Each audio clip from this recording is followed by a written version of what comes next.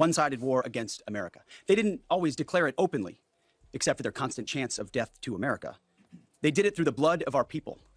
Car bombs in Beirut, rocket attacks on our ships, murders at our embassies, roadside bombs in Iraq and Afghanistan, funded and armed by Iranian Quds Force and IRGC killers. My generation of veterans carry the names of brothers who never came home.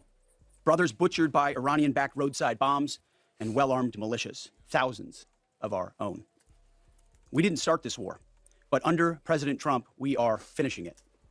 Their war on Americans has become our retribution against their Ayatollah and his death cult. It took the 47th president, a fighter who always puts America first, to finally draw the line after 47 years of Iranian belligerence. He reminded the world, as he has time and time again, being an American means something unbreakable.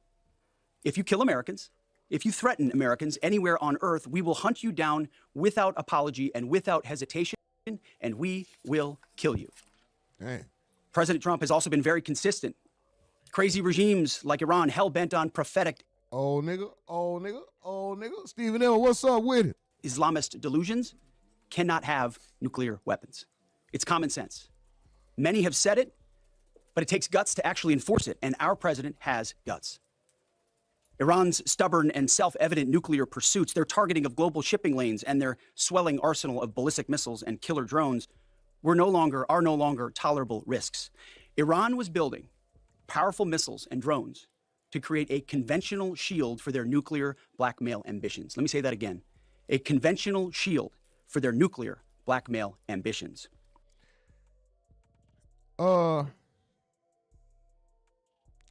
Iran's stockpile of weapons, or Iran's nuclear ability was at 60%. Basically, Iran's nuclear ability was at 60%, and it's got to be up to 90. We didn't like it. We went to shake some shit up. There you go. Let's get to it. Shout out to y'all. Our bases, our people, our allies, all in their crosshairs. Shit. Iran had a conventional gun to our head as they tried to lie their way to a nuclear bomb. It almost worked under Obama and his terrible deal, but not under this president.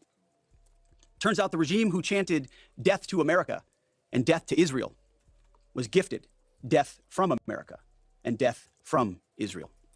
This is not a so-called regime change war, but the regime sure did change.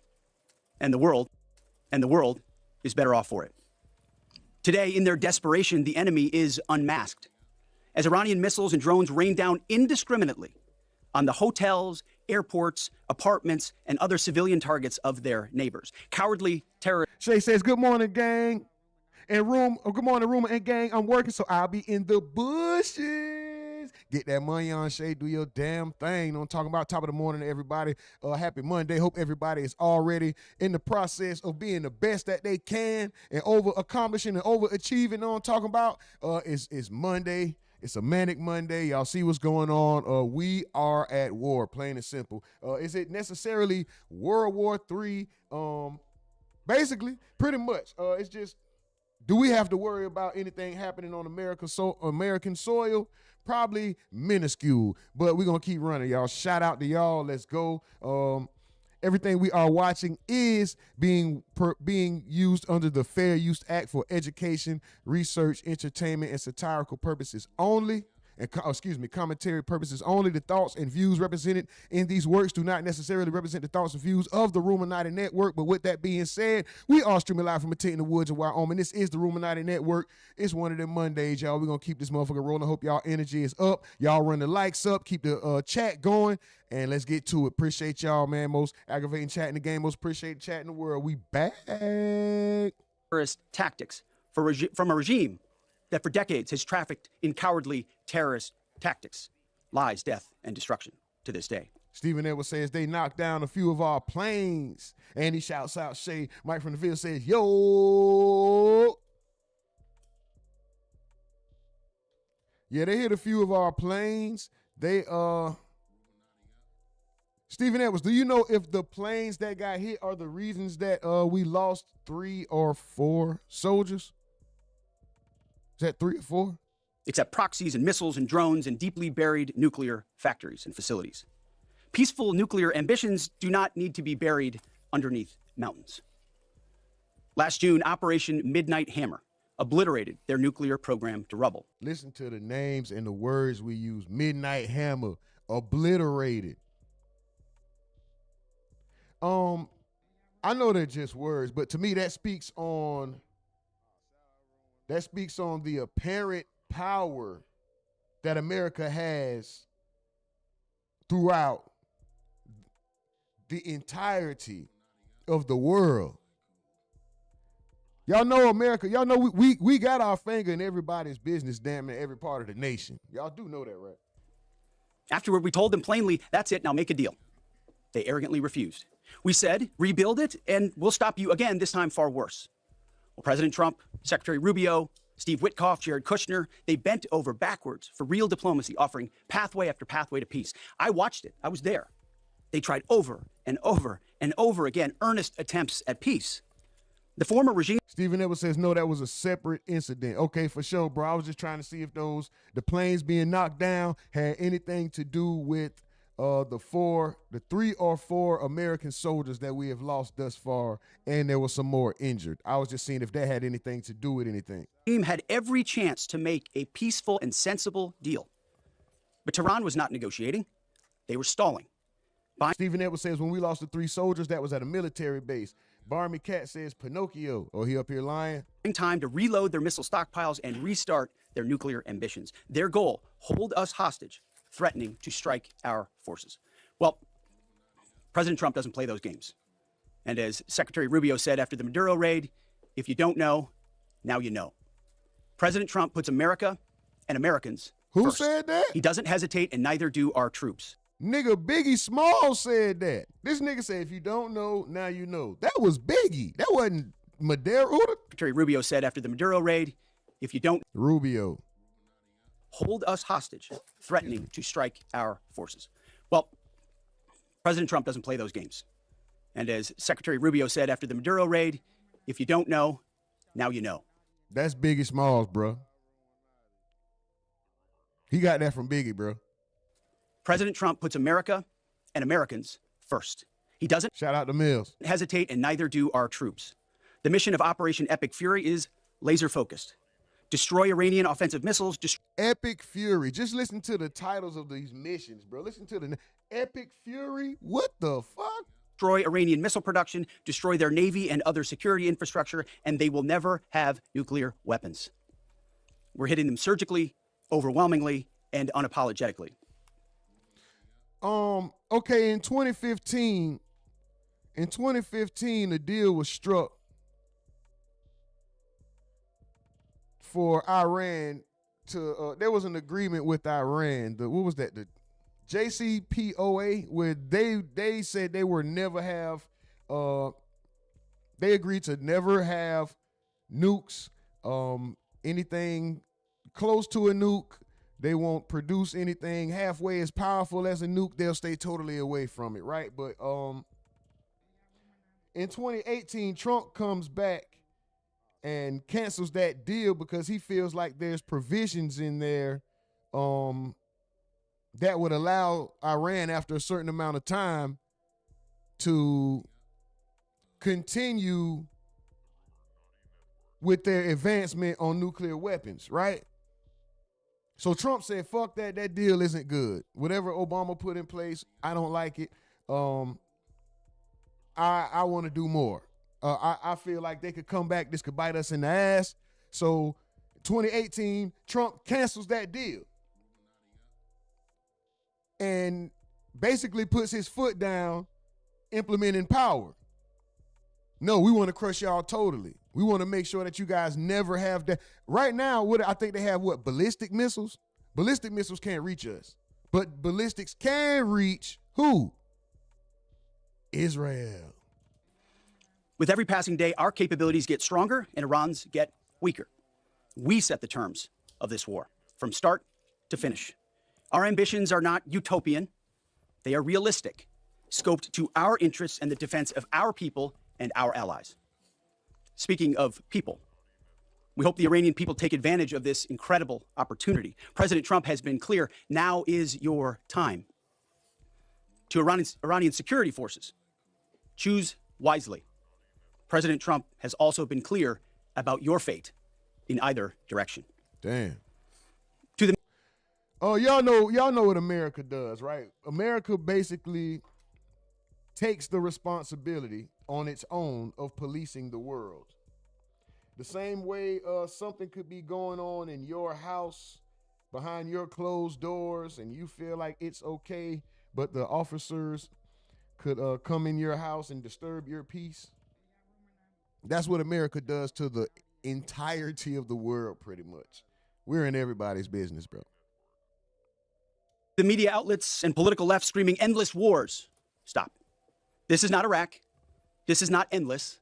I was there for both. Our generation knows better, and so does this president. He called the last 20 years of nation-building wars dumb, and he's right. This is the opposite. Keep in mind, there has been a bombing or whatever, an attack or some leader killed under every presidential watch. This operation is a clear, devastating, decisive mission. Destroy the missile threat, destroy the Navy, no nukes. Israel has clear missions as well, for which we are grateful. There we go. BS4 says power to the people. Capable partners. Stephen Edwards says, what's cracking, Mills with the C's? I see you. As we've said since the beginning, capable partners are good partners. Unlike so many of our traditional allies who wring their hands and clutch their pearls, hemming and hawing about the use of force. America, regardless of what so-called international institutions say, is unleashing the most lethal and precise air power campaign in history. Damn. B-2s, fighters, drones, missiles, and of course, classified effects. All on our terms, with maximum authorities. No stupid rules of engagement, no nation-building quagmire, no democracy-building exercise, no politically correct wars. We fight to win, and we don't waste time. Crush your enemies totally, right? I mean, if you're going to go to war, why play around with it? We're here. We are the authority. We are the ones with our hands in everybody's pot. We are the authority. We are the world police, pretty much. Or lives. As the president warned, an effort of this scope will include casualties. War is hell. Unfortunately, there has been casualties on our side, but the casualties on their side, of course, are way greater. Unfortunately, we have heard reports. Don't know that it's true, but we have heard reports of schools being hit with 58 children being taken out because of this. Feel how you want to feel about that, but hey, it is what it is, bro. Hell, and always will be. A grateful nation honors the 4 Americans we have lost thus far and those injured. Okay, 4. The absolute best of. It's this part, bro. It's this part. You can't. What we have to be thankful for, and what we have to realize is, all of this stuff is taking place overseas, and we have to be thankful for that. No matter what president is in office. Besides what? Pearl Harbor, besides things like 9/11, like Pearl Harbor was a major travesty. 9/11 was a travesty. Don't get me wrong. These are tragic events. But what I'm saying is these are,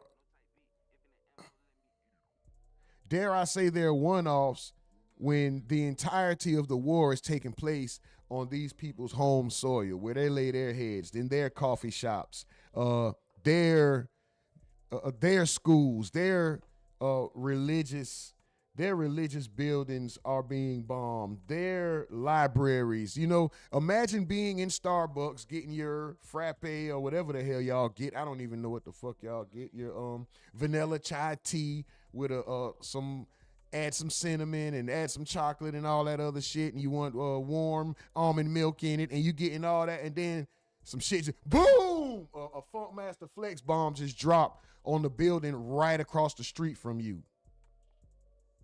You know, while you're sitting down, waiting on your coffee, waiting on them to call your name, Edward, Megan, while you waiting on them to call your name, and you're on your phone looking down, 30 feet away from you, the building across the street just explodes. You see a leg fly by or some shit like that. That's what's going on over there. So keep in mind, we are the authority. We are the superpower. And we keep our fingers in everybody's business to make sure it doesn't come to our soil. It's already hard enough to get to our soil anyway, nigga. We are the most protected country. If you look at the geography, how it's set up, how you gonna get to us? Nigga, we got 2 countries bordering us and 2 oceans bordering us. On 2 sides of us is 2 big ass oceans, and then it's 2 countries separating us from everything else. Anyway, let's go. America. May we prosecute the remainder of this operation in a manner that honors. Kelly Hud says, hold on, Stephen Edwards says, you caught that rumor? Mr. Chessproof says he's just here to poop. Yeah, because it's a shit show. Kelly Kale says, feel the hammer. Is that the devil in disguise? Why? You all better enjoy this shit while it lasts, because when other countries hit us, they're going to hit us hard. Remember, Trump has gutted out a lot of the fucking government. We have no more protection. Mike from the Field says, America is aggressive, attacks people, then says people retaliating or defending themselves as terrorism, and the supporters of the president buy into it. Them. No apologies. We are the authority. We are the world police. Plain and simple. Like, America polices the world. Everybody calls on America except, like, who is our only threats? Other people with nukes are our only threats. Everybody else, we put our finger on their forehead and push their shit back. Nigga, fuck you. No hesitation. Epic fury. For them and the thousands of Americans before them. Epic fury.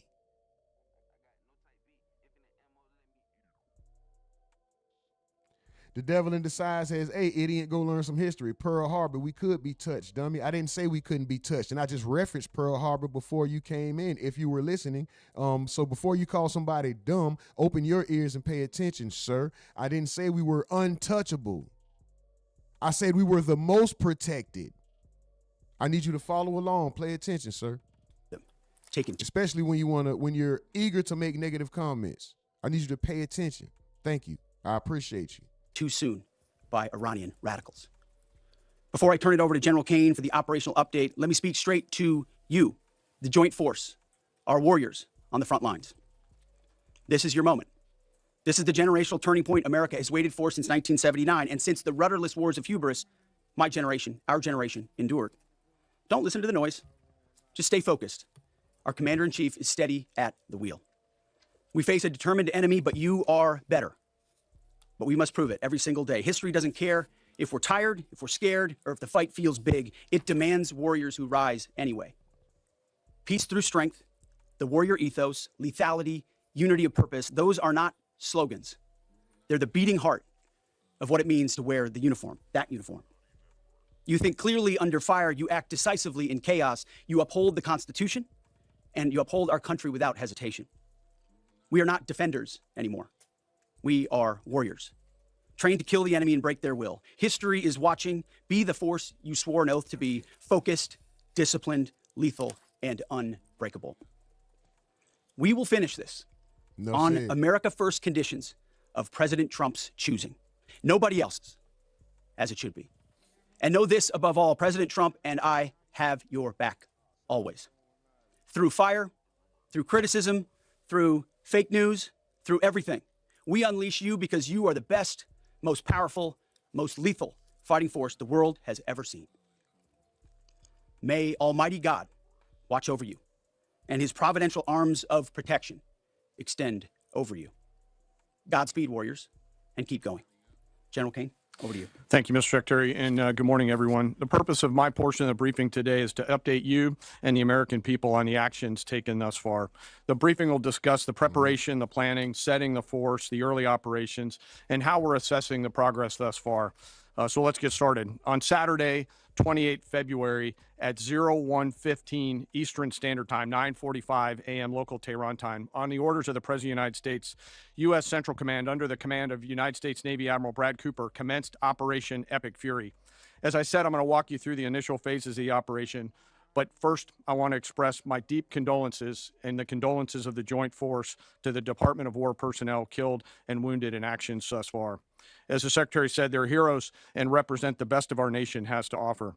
They're true examples of what selfless service means. Our deepest and heartfelt condolences are with their families, their friends, and their units. We grieve with you. All we gonna do is fuck them up even more. We always gonna, listen, there's gonna be collateral damage, but we're gonna fuck them up even more. And to Devil in Disguise, what happened after Pearl Harbor? What did we do after Pearl Harbor, sir? Hiroshima and Nagasaki. Yeah, they did come to Pearl Harbor. Yeah, they fucked us up. But what did we do to them in return? Hiroshima. We dropped, what's the boy name? We went and got them Oppenheimers for their ass. When they came and fucked with us in Pearl Harbor, we went and got them Oppenheimers for their ass, boy.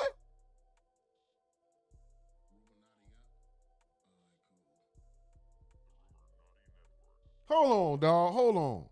Hold on. Let's do this.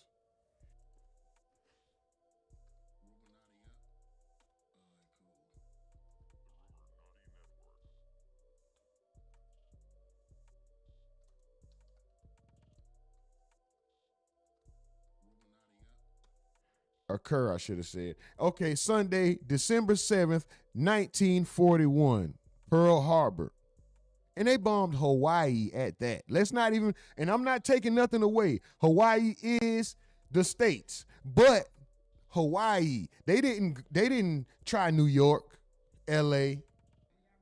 You see what Washington, Hawaii, nigga. But hold on, y'all. This ain't to bruh. This is just period. You know what I mean? This has nothing to do with bruh. This is just period. Let's talk about this shit.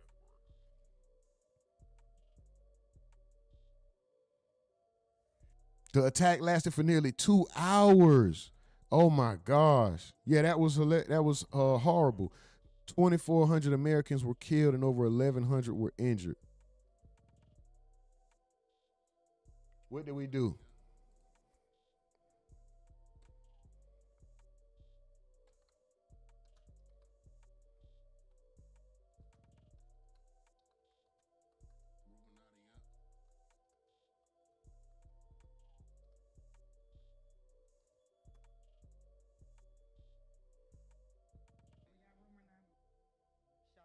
Immediate national unity. Yeah, right.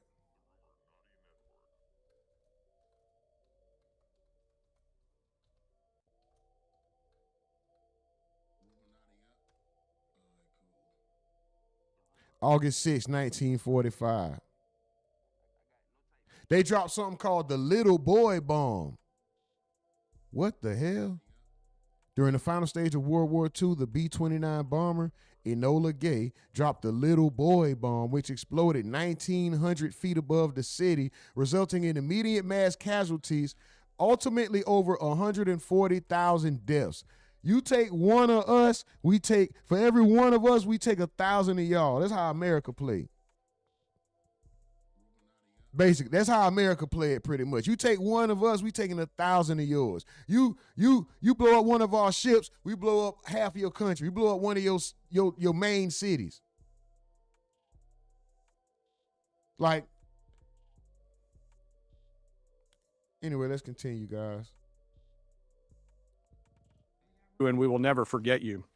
Additionally, I stand here before you today grateful for each service member, planner, logistician, operator across our joint force, for our Department of War civilians, our intelligence community teammates, our interagency teammates who continue Big homie Sim say, yo, rumor, what up? Chat, what up? Mel says, in Revelations it said there will be wars and rumors of wars. The Bible is being fulfilled right before our eyes. Stephen Edwards said, what's up, big homie? Mike from the Field said, big homie, what's good? Big homie says, America is ran by Israel. Mike from the Field says, at Mel's, we have always been at war, though. Big homie shouting out everybody and says, they are leading us to the gates of hell. Mike from the Field says, were the first two wars looked at as fulfilling the prophecy? Mel says, feeling generous, donate to $ the RUMORNATI network on Cash App. If you're feeling generous, donate $ the RUMORNATI network on Cash App, as you guys see right here across the screen as well. Big homie Slim says, the Euphrates River is drying up.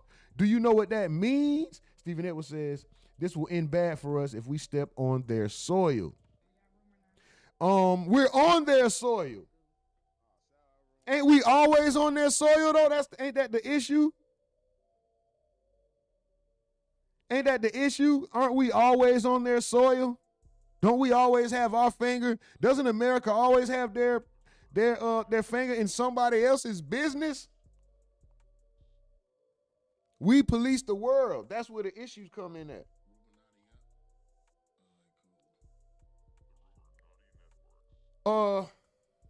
We policed. The latest example would be probably how we did Venezuela.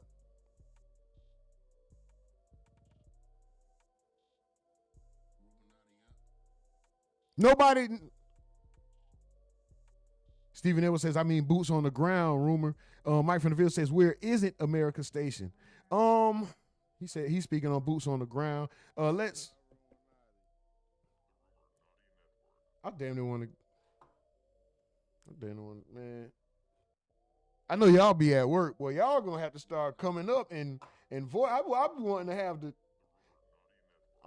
have the conversation, man. These niggas, I ain't gonna lie, y'all have some good points, man. I appreciate y'all. To stand in harm's way alongside us. I am proud of all of you as you take the fight to the enemy, and we are the best in the world at integrating, period. I want to extend my personal gratitude to the dedicated commanders and senior enlisted leaders and the enlisted members of the Joint Force who are fighting this fight across the CENTCOM AOR. In addition to Admiral Cooper and Fleet Master Chief Compton. Dog. That's still my ringtone. It's down on one of my phones. Boy, if I'm ever around a CMG nigga, I gotta have that phone on on vibrate or D&D, because they gonna turn, what? 100 shots? Who the fuck? I want to highlight a few. And that's how you know I'm old. I still got a ringtone. Today, U.S. Army Central Command Commander Lieutenant General Pat Frank, who, along with his team. Mike from the Ville says, where isn't America stationed? Stephen Edwards says, not in Iran. There is no U.S. base in Iran. Big homie Slim says, Israelis are just white people with funny accents. They've been connected to America, so technically we've been had our boots on their ground. Are fighting the counter missile and counter drone fight. United States Navy Central Command Commander Vice Admiral Kurt Renshaw. That man said D&D stand for do not doff. America has had posts all around the borders of Iran, Big homie Slim says. Now that's a fact. That's a fact.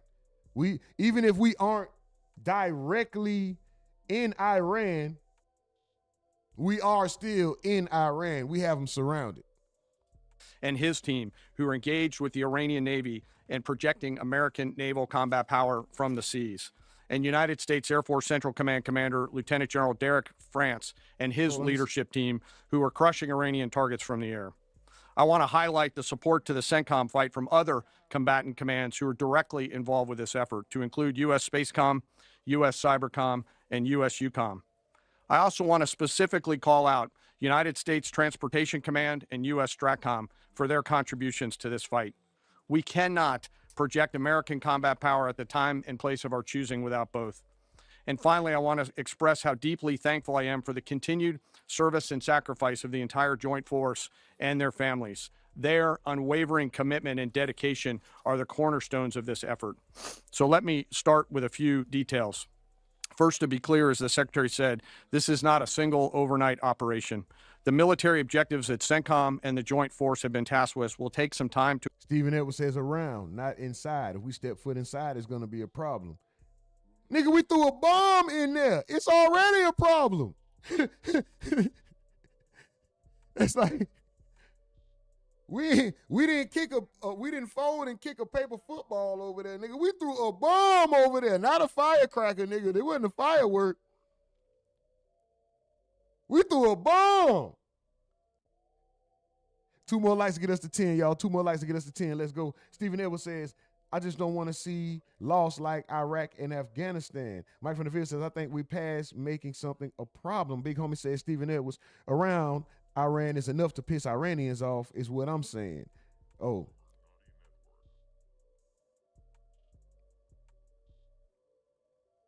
He said they want us in Israel off of their land.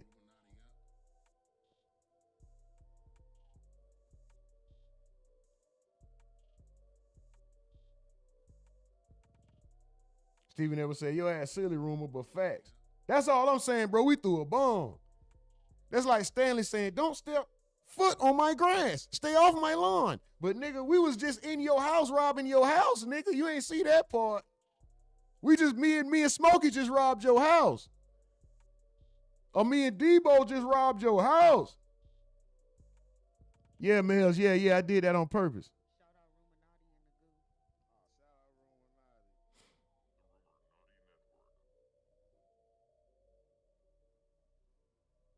Yeah.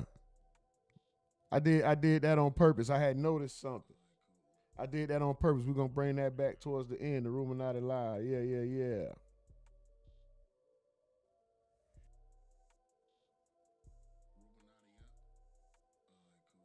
Yeah, this is, hey, man, we here.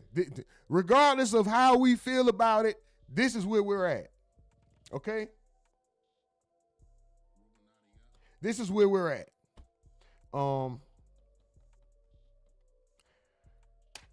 These guys, Iran, their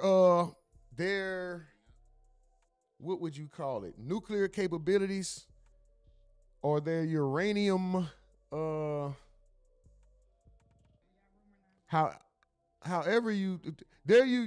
nuclear capabilities is at 60%. I think if they or their what is it? The uranium extraction and processing or something like that is at 60%. And if it gets to 90%, then they can start creating nuclear weapons. Basically, America, what we felt like is they're too goddamn close. Y'all niggas is too close to having a nuke. It's just that simple. We said you could have a slingshot. We didn't say you could have a Draco. You niggas trying to build a Draco. We said you niggas could have a slingshot.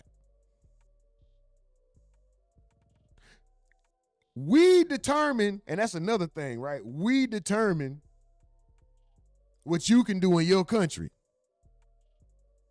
No, you can't have those kind of weapons. Those are too strong for you based on your history. We don't like you having those kind of weapons. Put that shit up. Take the slingshot. Let us see your technology. Let us see how advanced you are technology. Oh, you can develop a Drake. We're going to destroy your Draco factory. You can't have a Draco. We gave you a slingshot. Nigga, you trying to build a Draco? Those look like, oh my God, is that a 7.65562223? Oh, your weapons. Oh no, we said you could have a slingshot. You got machine guns. And that's basically what America is doing. We're determining your level of weaponry. You can't have what we have. Because if we go in war with you, we want to wipe you out totally. You can't ever level up and get on an even playing field with us, nigga. That's why they say America is the bully. We are. That's why we set the standard. We are the standard. And in some cases will be difficult and gritty work. We expect to take additional losses. And as always, we will work to minimize U.S. losses. But as the Secretary said, this is major combat operations. So let me talk about the preparation and the planning. On February 28th, the full strength of America's armed forces came together in a unified purpose against a capable and determined adversary. The United States Army, Navy, Marine Corps, Air Force, Space Force, Coast Guard, and our reserve components integrated across our combatant commands and began coordinated operations with the Israeli armed forces of an unprecedented scale. As the Secretary laid out, our military objectives are clear. Our mission is to protect and defend ourselves and, together with our regional partners, prevent Iran from the ability to project power outside of its borders and be ready for follow-on actions as appropriate. Across every domain, land, air, sea, cyber, the U.S. Joint Force delivered synchronized and layered effects designed to disrupt, degrade, deny, and destroy Iran's ability to conduct and sustain combat operations. On the U.S. side, this marked the culmination of months and, in some cases, years of deliberate planning and refinement against this particular target set. From precision strikes against key military infrastructure to persistent intelligence and targeting integration to the close coordination of the components across vast distances, this operation again demonstrated America's reach, readiness, and professionalism, and that of our joint united force. It was historic not only in the operational scope, but in the level of joint integration displayed across every element of the joint force. And as I said earlier, this work is just beginning and will continue. So now to talk a little bit about setting the force and setting the theater. On the order of the Secretary of War over the last 30 days to reinforce deterrence and provide the... Iran don't have nukes. Iran doesn't have nukes. But for lack of better terms, they're homeboys. They're allies. They're friends. Have nukes. Skippy says, we lost 3 F-15s today. Wow. Big Homie Slim says, what y'all not thinking about is they don't have to come here. We let them in, and there are a lot of sleeper cells in America right now. We giving the signal. When given the signal, they'll activate. That's my whole thing. But it's not enough to bring the war. There's not enough of them here to bring actual war to American soil, but there is enough to cause another tragedy, another unfortunate event like a, dare I say, a 9/11, and I pray that that doesn't occur, right? They can reach us. Once again, like we spoke about earlier, they can reach us through craft, through air and sea. And, you know, Pearl Harbor is an example. We can be touched, but will the war itself come to American soil? Will we ever live like they live over there, third world country war, not third, but holy wars taking place right there? Are you going to be in a Starbucks and then it just blows up, and then a building down the street explodes, and then a car blows up right here, and then a person with a bomb strapped to him over there? That is not going to be to that level here. It's just not. They're not sitting next to us. We sitting next to them. Big Homie says Iran has nuclear capability. That's a fact, but Israel does as well, and that's what they're not talking about. Right, Iran, do they have nuclear heads? And they're not supposed to have. I thought we destroyed all of that. Stephen Edwards says, you come to my home, I have the upper hand. I come to your home, I better not underestimate you. Facts. Mike from the Ville says, they said we killed their president already. Oh, you talking about that Ayatollah guy? Mike from the Ville says, America teaches people to hate those who they have never met, a.k.a. dislike Muslims. Big Homie says, Mike from the Ville, this is a religious war, Jews versus Muslims, and we're involved. Why are we involved? Mel says, hit the like, comment, share, hype, and subscribe. Let's go. Stephen Edwards says, we'll see how easy it is going up against someone on their home turf, entrenched. Mike from the Ville said, they know exactly how to tug at America's heartstrings. Joey Jones 9041 says, Iran is easy work. Israel has 200 nukes and America knows, but they aren't telling, keeping it hush-hush, Big Homie says. Shit's never about us, Big Homie Mike from the Ville says. They say it's for our freedom, but take freedom away from us at home. They want us to believe we lost American lives, so we all be up in arms and side with our country, even though our country doing BS and ran by another country, Big Homie says. Wow. Stephen Evans says, we wanted you over here, Mills, with the heart emojis, and welcome. Yeah, Mills, get on over here. Where we at? Mike from the field says, in the U.S. Okay, I don't know. I kind of got lost in the translation, guys. My bad. Stephen Evans says, facts. So what do you think they're going to do if we step foot inside using a ground war? Shit would get real serious. Big Homie says, Dr. Umar said it best. The reason America bombed Iran last year is because Israel told America if they don't get involved, they'll take the nukes that they're hiding in Israel. Hold on, wait. So are you saying America is hiding nukes in Israel?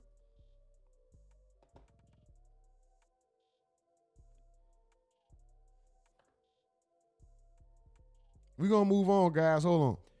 The United States military began major quick combat operations in Iran. Our objective is to defend the American people by eliminating imminent threats from the Iranian regime, a vicious group of very hard, terrible people. Its menacing activities directly endanger the United States, our troops, our bases overseas, and our allies throughout the world. For 47 years, the Iranian regime has chanted death to America and waged an unending campaign of bloodshed and mass murder, targeting the United States, our troops, and the innocent people in many, many countries. Among the regime's very first acts was to back a violent takeover of the U.S. Embassy in Tehran, holding dozens of American hostages for 444 days. In 1983, Iran's proxies carried out the Marine barracks bombing in Beirut that killed 241 American military personnel. In 2000, they knew and were probably involved with the attack on the USS Cole. Many died. Iranian forces killed and maimed hundreds of American service members in Iraq. The regime's proxies have what's up with it? Continued to launch countless attacks against American forces stationed in the Middle East in recent years, as well as U.S. naval and commercial vessels in international shipping lanes. It's been mass terror, and we're not going to put up with it any longer. From Lebanon to Yemen and Syria to Iraq, the regime has armed, trained, and funded terrorist militias that have soaked the earth with blood and guts. And it was Iran's proxy, Hamas, that launched the monstrous October 7th attacks on Israel, slaughtering more than 1,000 innocent people, including 46 Americans, while taking 12 of our citizens hostage. It was brutal, something like the world has never seen before. Iran is the world's #1 state sponsor of terror and just recently killed tens of thousands of its own citizens on the street as they protested. It has always been the policy of the United States, in particular, my administration. How do you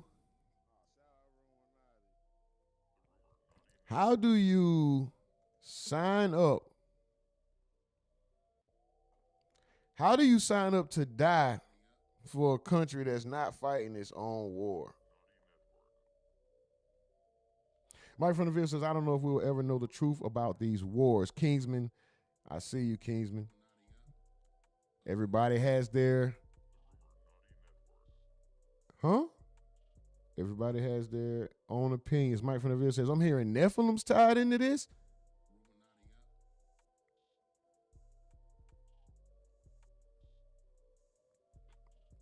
Israel has nukes. America knows. Israel told America if they don't get involved, they will bomb Iran with the nukes. And America don't want the world to know that Israel has nukes. That would have exposed it. So America bombed. Huh? Damn.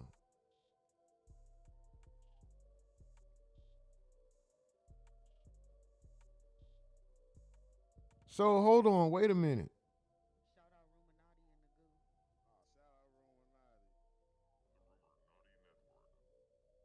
I get you, big homie. I get you, big homie. I get exactly what you're saying. I'm just letting it register that we are.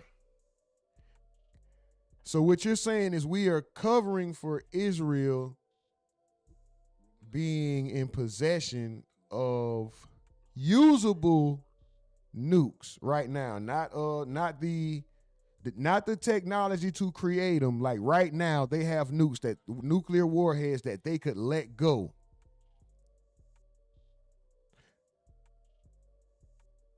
but they're not supposed to, right?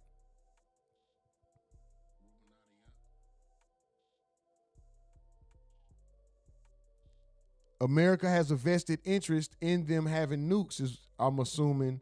So that's why we're covering for them.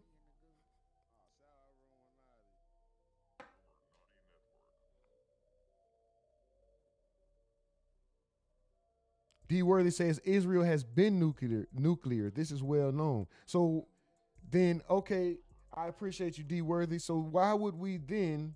Okay, so big homie, I posed the question to you. Why would we then need to cover for them if what D. Worthy is saying is true, that Israel has been nuclear, and this is well known? Why would America need to cover for them?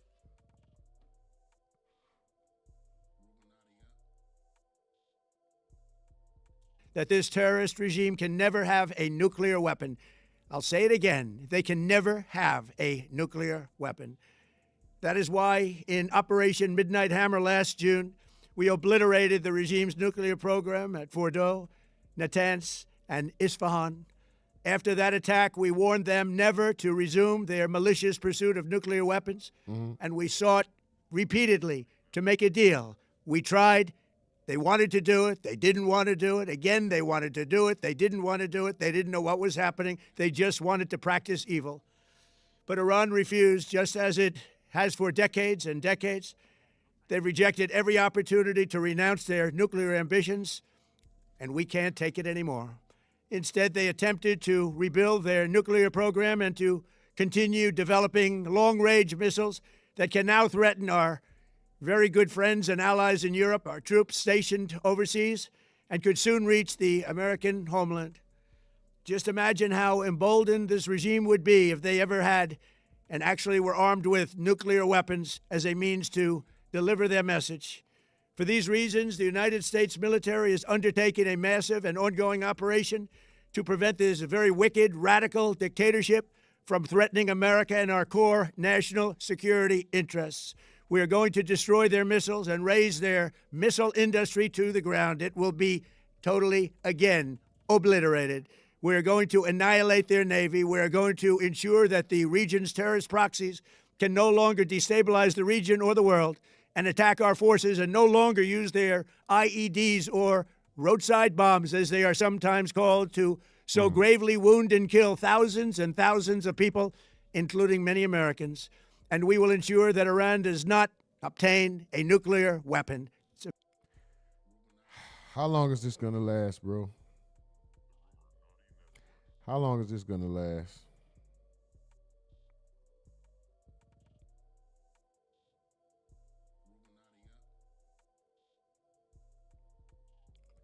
Danny, where did that even come from, Danny? I think you're misled and you're misunderstood of what we're even discussing around here. Yeah, I think you're uninformed, sir. Big homie says, no, they're not. Excuse me. Hold on, where we at? I see you guys with the discussion about them burning the Bay Area with the Star of David. I saw that. Big homie says, no, they're not supposed to.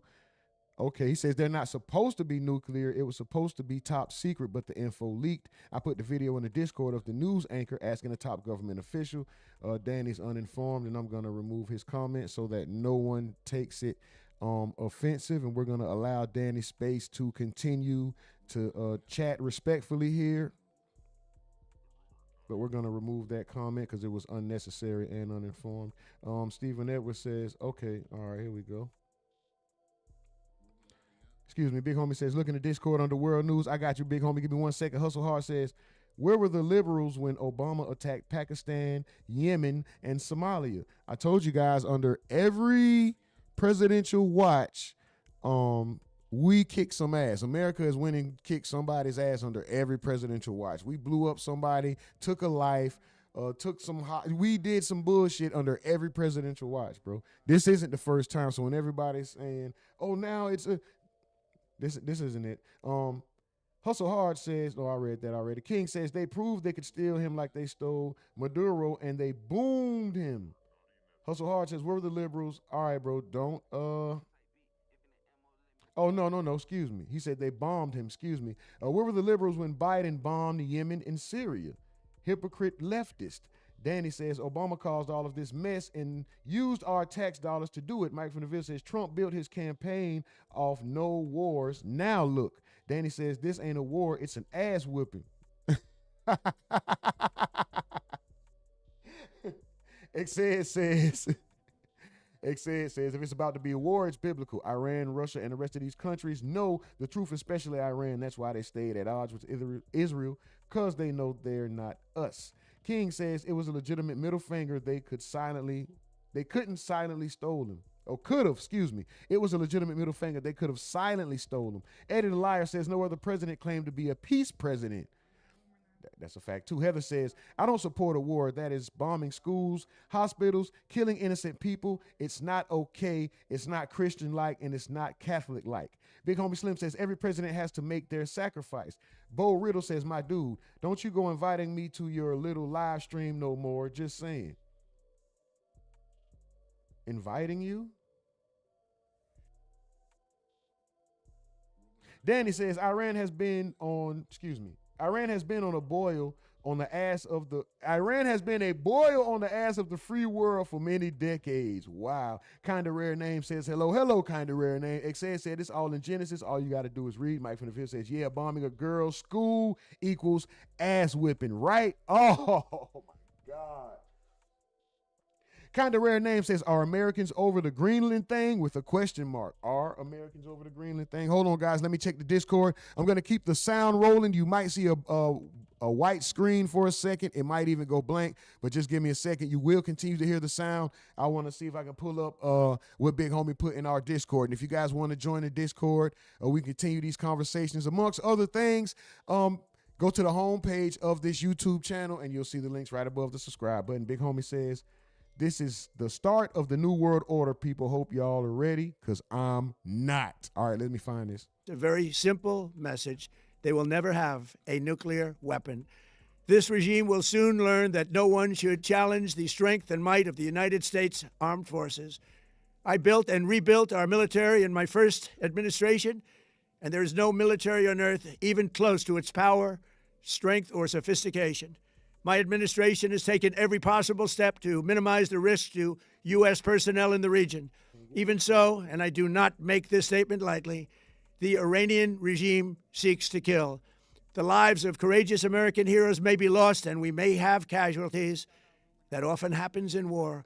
But we're doing this not for now. We're doing this for the future, and it is a noble mission. We pray for every service member as they selflessly risk their lives to ensure that Americans and our children will never be threatened by a nuclear-armed Iran. We ask God to protect all of our heroes in harm's way, and we trust that, with his help, the men and women of the armed forces will prevail. We have the greatest in the world, and they will prevail. To the members of the Islamic Revolutionary Guard, the armed forces, and all of the police, I say tonight that you must lay down your weapons and have complete immunity, or, in the alternative, face certain death. So, lay down your arms. You will be treated fairly with total immunity, or you will face certain death. Finally, to the great proud people of Iran, I say tonight that the hour of your freedom is at hand. Stay sheltered. Don't leave your home. It's very dangerous outside. Bombs will be dropping everywhere. When we are finished, take over your government. It will be yours to take.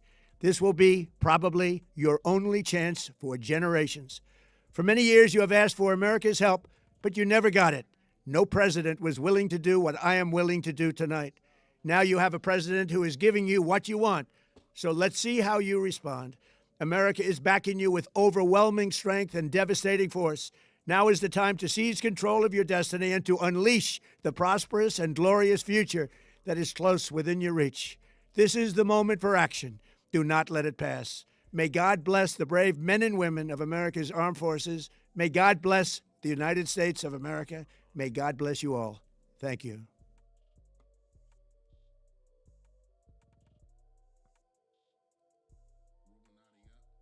So, no jelly, nothing. Okay, for some reason I can't get the Discord open on this computer that I'm on now, so let's just do this, all right? Now he's the first Jewish president to serve two presidencies. We thank you for everything. And I said, this is our first Jewish president. He's the first Jewish president to serve two not consecutive presidencies. We thank you for everything. And I said, this is our first Jewish president.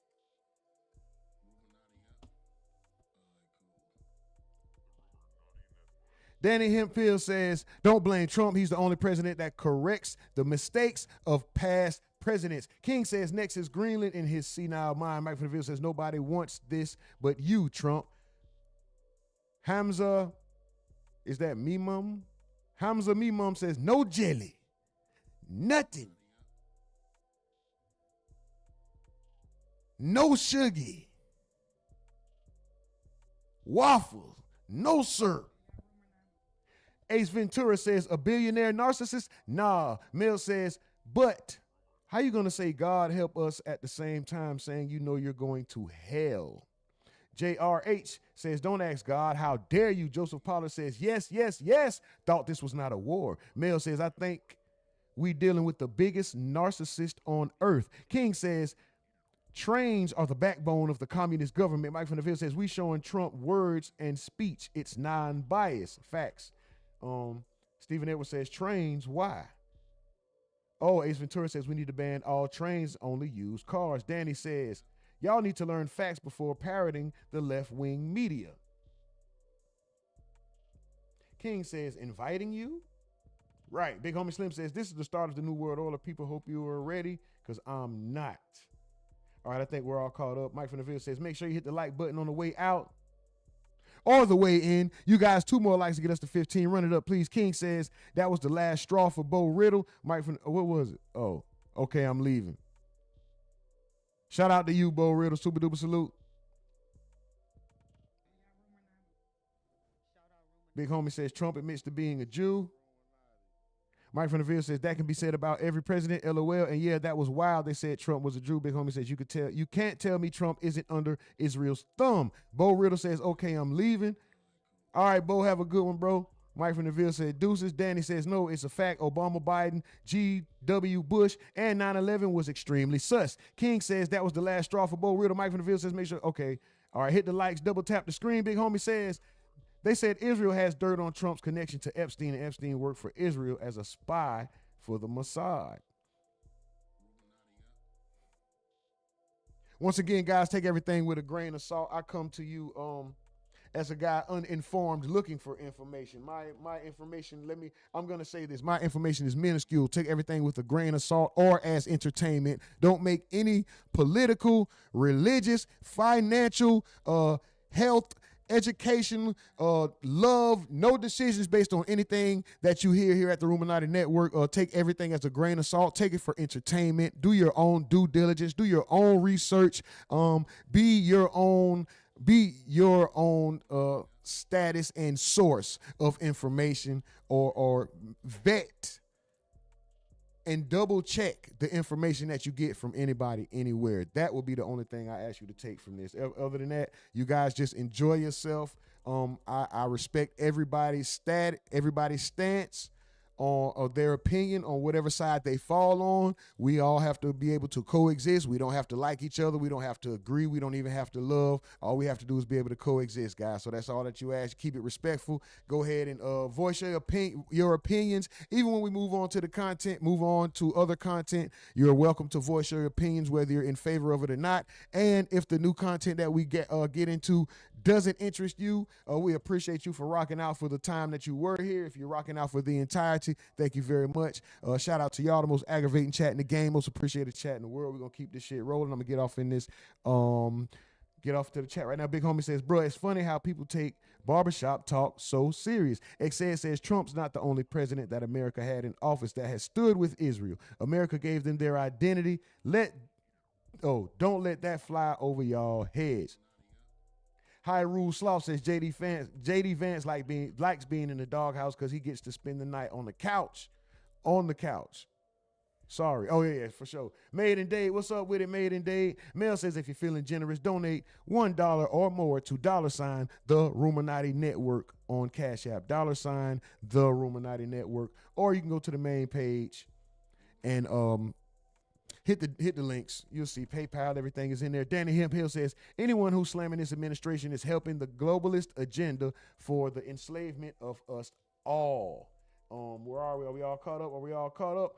Big B 1911 says Trump is the biggest liar. That's all. Mike from the Ville says, Bo Riddle, who's promoting its coverage. Captain Tenmo says, what's the word, RUMORNATI, man? What's up, Captain Tenmo? How you doing, brother? Bo Riddle says, I don't agree with your promoting wars. No, sir, I'm not promoting war, sir.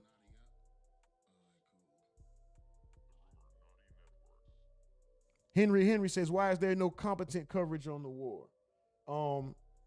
If you feel, Henry, to that, I say if you feel that the coverage isn't competent enough, or you feel that you yourself could do better, social media is open for everybody. These platforms are open for everybody to voice their opinion, and you can do that. I don't claim to be the standard. I don't claim to be a professional. If you were here a second ago, I said I come to you as a man uninformed. I don't know the ins and outs. I don't claim to be a specialist on geopolitics. I'm just a man with an opinion, and I open my platform to other people to voice their opinion. So I do understand what you mean as far as competent coverage, but I would say if you don't feel like there's none, go ahead and take that leap of faith and show everybody how to do it, bro, and do it well. You know what I'm talking about? And go out there and be the best, be the standard. Show us how it's done, bro. Salute to you. King says, take this with a grain of salt. I'm here to be informed, not to inform. Bo riddled with clap. That nigga.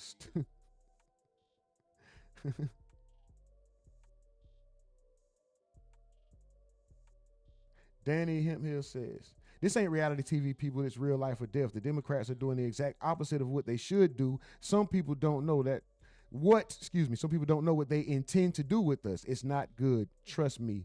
Hyrule says, don't worry. Trump has already solved 8 imaginary wars. So he has plenty of practice for a possible real one. False Avatar says, we got to just have discourse. Otherwise, we get situations like Charlie Kirk. Big Homie says, politicians are doing the exact opposite altogether. There is no difference between Democrats and Republicans, bruh. They both wings on the same plane. That's kind of where I fall in the midst of all this. That's kind of where I fall. I see flaws on both sides, in both parties, from both parties. I see flaws.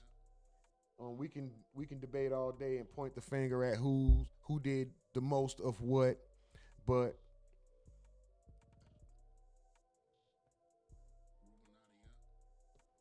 Hyrule, what did it say? Okay, all right, cool. But yeah, guys, we're actually about to shift topics. Shout out to everybody that has been involved thus far. I appreciate you guys. 16 likes, 4 more get us to 20, guys. 4 more get us to 20. Thank you to everybody who's been involved thus far. Bo Riddle says, okay, I'm leaving for real this time. Shout out to you, Bo Riddle. We appreciate you. We appreciate you being interactive, your opinions. Super duper salute to you, bro. And hopefully we see you returning. Yeah, guys.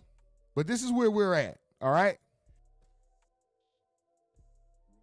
America and Israel have bombed Iran.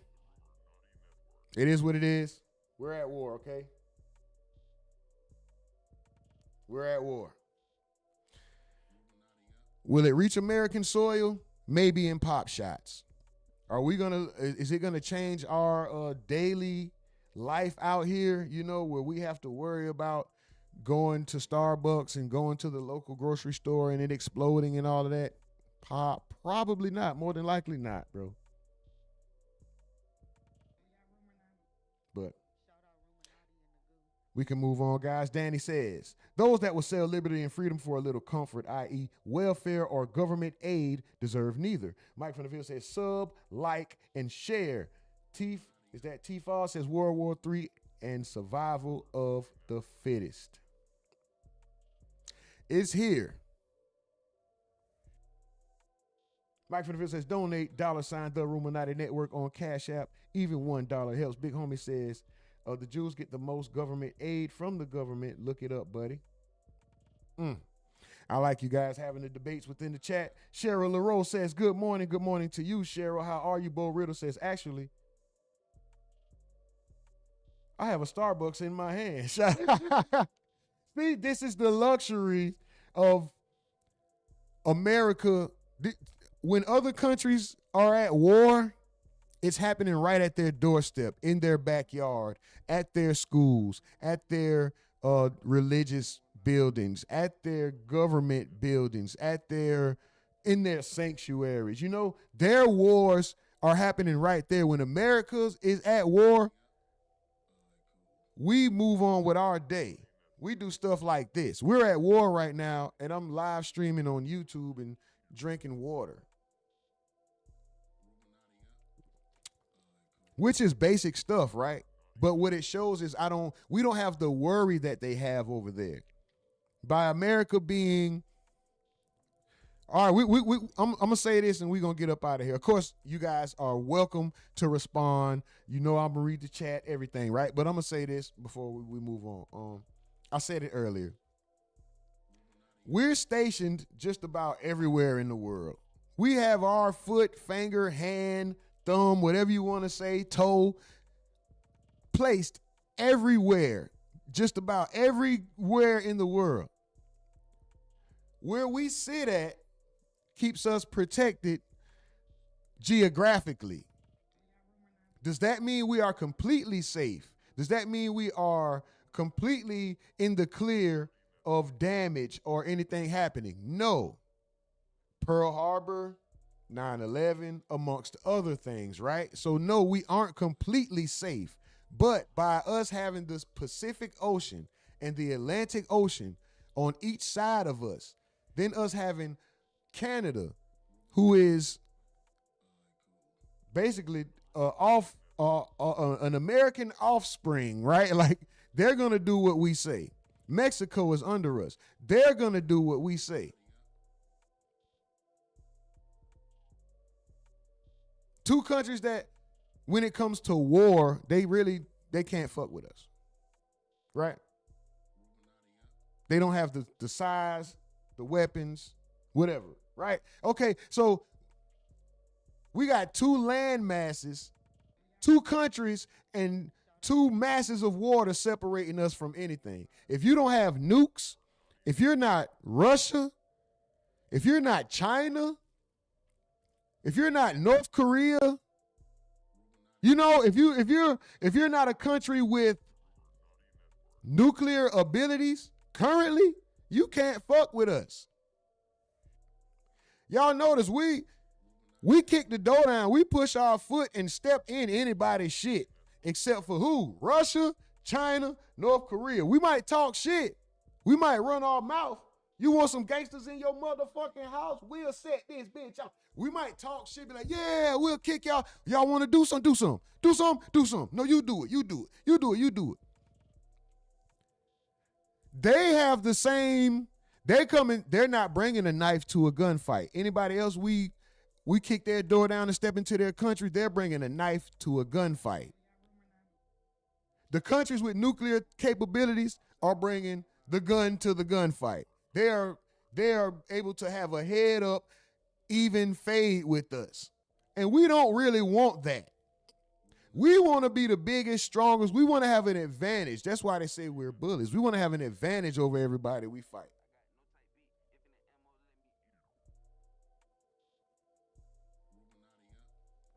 I really forgot what my point was, to be honest. I done babbled and shit. But anyway, King says echo chamber shit. Other countries have school shootings. That's a fight on mental health. Stephen Edwards says, big homie, right. I'm so confused. Xavier says, Cheryl LaRoe, facts. Danny Hemp says, because people act like the president is there to please them. He's keeping the country from being nuked. Cheryl LaRoe says, we have a war on guns with our youth in our backyard. That is a fact. Big homie says, Danny mad. Who's Danny? Uh-oh. Stephen Edwards says, Danny, what does that have to do with this topic? I think I missed some. Oh, you talking about Danny. Okay, for sure. Cheryl LaRoe says, I'm so tired of this war. Mike from the Ville says that Danny, Who do you blame for this war? I have nothing to do with this. It's not something I caused, but something I have to worry about. Big homie says, I wish you could pull up that Discord. I wish you could pull that Discord up. Damn. Hold on. Let me try again real quick. What was it, big homie? What was it I was supposed to be getting from Discord? And if y'all want to just come up and speak, if it won't open, I can do it through the phone. I can still do it. I can still do it. If y'all want to come up and speak, I can damn sure still do it. I just do it the old school way, right through the phone. Discord through the phone. Discord through the phone. See you later on. Discord through the phone. Master Zizek says, another useless foreign war. Geeky Zombie Girl says, agreed, Trump is a coward. I would not attack anybody that would not attack anybody that could actually defend themselves. Excuse me, guys. Big homie says, it's cigarette emoji, but we gonna pretend it's a blunt at Danny. Oh, okay, he hitting I see. What did Danny say? Oh, Danny says, take responsibility for your own actions. Stop blaming others for your own mistakes in life and do better. Shout out to Danny. He's made some good points. And also, I think a lot of Danny's points are also based in his personal feelings for maybe a certain group of people. And I don't know if it has anything to do with color as far as, or is it, I don't know if it's color or class or financial status or whatever, but Danny has a lot of comments that's geared towards a certain demographic that we weren't even speaking upon. So I'm going to say Danny already came in here with a predetermined ideology and thinking it was one thing when it wasn't. You notice his first comment, and then it started getting to what we were actually watching, so he started paying attention, but in the midst of that, he's still spewing some of his own personal rhetoric in there. I see what he's doing, but shout out to Danny nonetheless. Booze, cigarettes, and liquor, lottery tickets, then bitch, because y'all broke. Blame Trump. See? I don't think it has anything to do with race. See what I'm saying? That to me, that's more class and financial status. I don't think Danny's comments are based in race. Shout out to Danny, though. Master Zizik says, striking another country isn't starting a war? ? Nobody wants this except Israel. King says, Bo riddled his way back in. This boy King is funny. Y'all are funny as hell. Bo Riddle says, this is nonsense to stop us talking about the Epstein. Hey, how do we feel about that?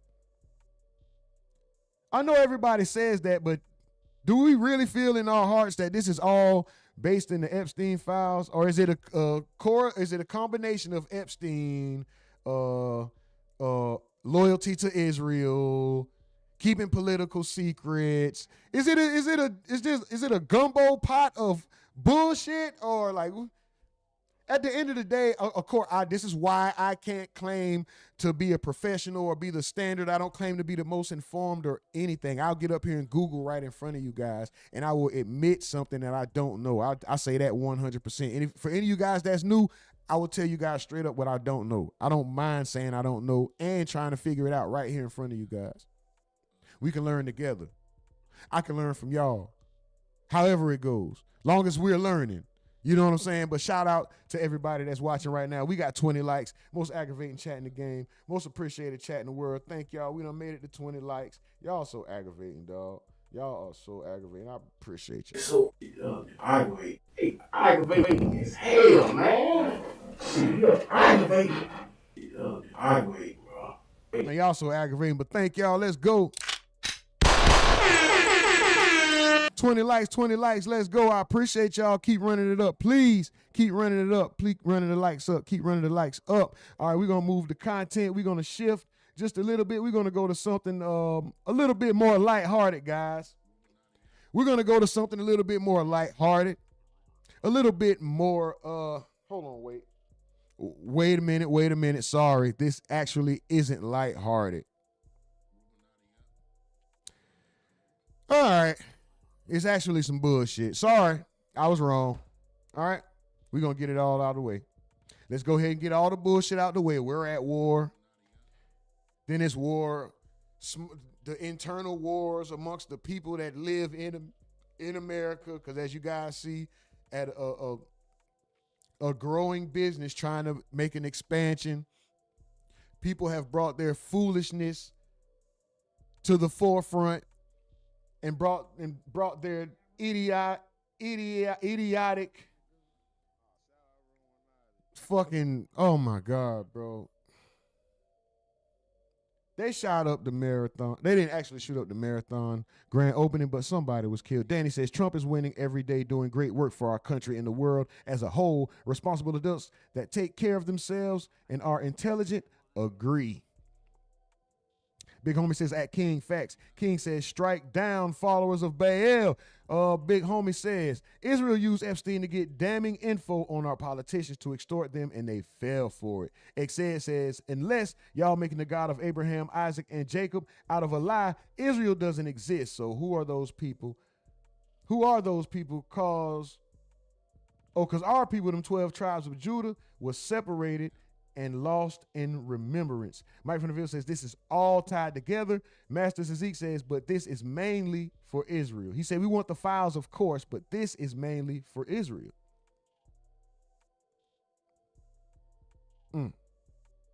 Shout out to you guys. All right, we're going to switch the topic. Like I said, if any of you guys aren't interested in the future topics, and you're going to leave at this point, we appreciate y'all. Thank y'all for rocking out thus far. If you guys going to continue to stay here and be interactive and give your opinions and all that stuff, then salute. We love it. Feeling generous, donate to the Cash App, $ the RUMORNATI Network. Shout out to you. Let's go, Mills. Unfortunately, we have to report a deadly shooting near the Marathon Burger opening in Long Beach. Now, after reading that title, we have to, do we know if this shooting was tied to anybody at the Marathon Burger or involved with this at all? Of course, we're going to say, the majority of people are going to say yes, because of the crowd that came down to the area in which the marathon is now placed, right? Hold on, let's just see where they at in Long Beach. Big Homie Slim says, Steve Banning asked him about an interview and he danced around the question. Asked him about it in the interview and he danced around the question.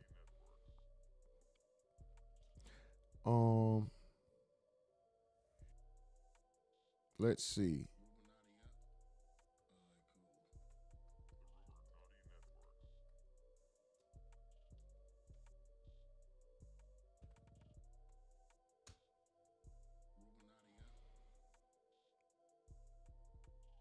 All right, 245 Pine Ave, Long Beach, California. It's in the downtown area, right? It says downtown core. It's in the core of downtown Long Beach. So one would assume that this is a fairly nice area, the same way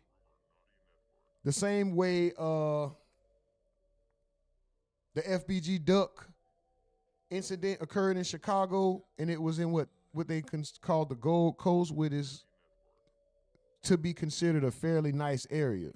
There's a low crime, high foot traffic, Marathon Burger, the Nipsey Hussle and his brother, Black Sam, the imprint created under the Nipsey Hussle program, was trying to expand. I think this is their third location, if I'm not mistaken. They were opening one in Long Beach, California, and there was an unfortunate event. One person was killed, 2 were wounded, and I think 1 was stabbed. We're going to get into it. Danny Hemphill says, the Democrats offshored our manufacturing jobs, and the future Trump is bringing it. Hold on. The chat went up, guys. Sorry. The Democrats offshored our manufacturing jobs, and the future Trump is bringing it back. Stick around. Y'all might get a good job. Mike from the Ville says, bruh came for a burger, left with a body. God damn. Stephen Edwards says, let's see if Danny mentions Trump in this topic also. Bo Riddle. Okay, that message was retracted. Shout out to you. Mike from the Ville says, LOL. Danny says, good decisions. Good decisions. $6.50 cup for a cup of coffee. No, $6 for a 50-cent cup of coffee. Excuse me, I read that too fast. King says Danny wants to work in a production line. All right, let's get to this BS, okay?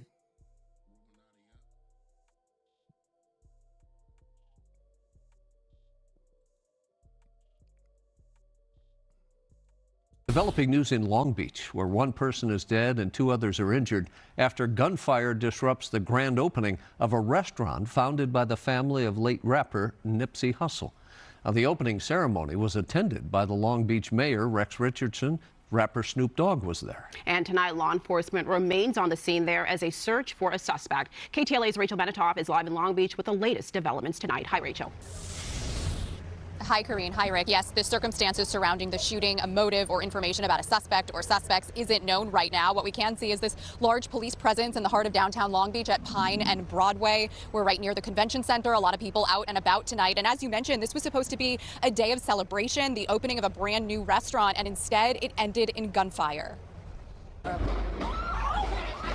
One person is dead, 2 others are injured after a daytime shooting in downtown Long Beach. It happened around 3:30 Sunday afternoon near the late rapper Nipsey Hussle's Marathon Burger restaurant around the time of its grand opening at a new location on West Pine. We're here at Marathon Burger here in the city of Long Beach. Long Beach Mayor Rex Richardson posted the celebratory ribbon cutting to his Instagram account. Long lines of people gathered outside to watch. Snoop Dogg, a financial partner in the fast food chain, was also there. He's been influential in bringing the eatery to Long Beach, now its 3rd location. Not too long after this, and about a half a mile away, witnesses say shots rang out.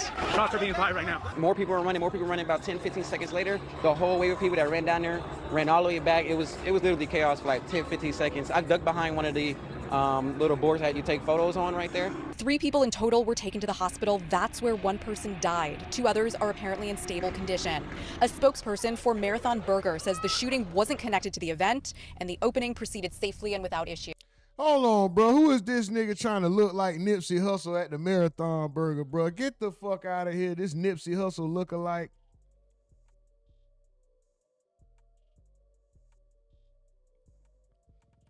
Who is this guy? Or Marathon Burger says the shooting wasn't connected to the event and the opening. Come on, man. Come on, bro. You want to. Come on. Get the fuck out of here, bro. Y'all not finna tell me this dude ain't he trying to show up and be Nip Jr. This motherfucker trying to show up and look like this right here. Come on, bro. You trying to look like another man, bro. You want to fashion yourself after another guy. This is in honor of Nip. No, it ain't. Come on, bro. You want to have another man face on, bro. Nelson Struggle looking ass. Get Nelson Struggle the fuck out of here. This ain't Nipsey Hussle. This Nelson Struggle. Who is this guy? What brand is them damn shoes? Y'all know I don't really know fashion like that. That might be some new fly shit that costs thousands of dollars, and I'm over here talking shit. But them long, flat, ugly ass shoes. Look at Nelson Struggle. Man, get this fake ass Nip. Knock off Nip looking, not neighborhood Nip. Knock off Nip looking ass nigga. Nelson Struggle. You, man, get this. Anyway. Let me get back to the chat. Mel says, who cloned Nipsey? Steve, who said Nipsey Russell? Who said, who said, Andy said Nipsey Russell. Oh, hey, Mike from the Ville, no, he said, is that Nelson? Yeah, that's Nelson Struggle, bro. We know. Get this guy. Tim Dacey said, this is like Chris Rock standing. Danny Hemphill says, I've been very successful working for a company that produces a vital product. My big house and property is a testament to not wasting my money on bullshit and things that ruin your health. Nipsey Russell is a good name, 8Ben says. Stephen Edwards says, don't feel bad, Rumor. I'm old too, gang. Man, get this dude, man. What we supposed to do with these shoes, man? Look, he has leather pants. Those leather pants? Bro, them leather pants. Anyway,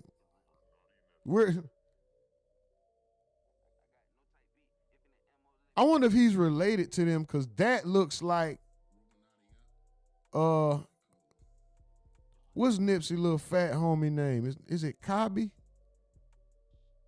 Is that Cobby Supreme? Right there? Is he in a family? Because Nip and Black Sam, look, anyway. Proceeded safely and without issue. You would hope that this would actually bring the community together. Oh yeah, that's this dude. Let's not let this, event or situation, discredit anything good that happened today. Okay, so we got this guy, whoever he is. Shout out to this channel, Pookie Jones. Shout out to you. This was somebody who was actually there, and this is after everything occurred, I'm assuming, right? I saw like the first 30 seconds. You see the stars were out. This is, well, let's go to this first. This is what happened. Because right here, you have DW Flame, from Wildin' Out, and also seen on No Jumper or whatever. He's a rapper. He just recently got stabbed, got his face cut. But DW Flame, he also, I think, beat up like 4 of the dude. I don't know, something crazy. They had to pull a knife on him. But his brother, he just started he actually, P Nice, and we're gonna watch that later on the other channel. P Nice just did a sit down with Black Sam. He started podcasting. This is DW Flame's brother right here with the Rebirth 23 shirt on. This is when the shooting first occurred. You're gonna see him turn around and go the opposite direction.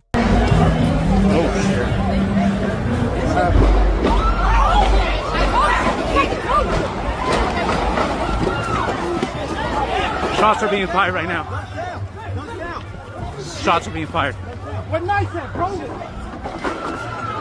Hold on, somebody did get stabbed, and the dude just said, where the knife at, bro? Who was he talking to? Oh no, he said where knife at. My bad, guys. He said where knife at.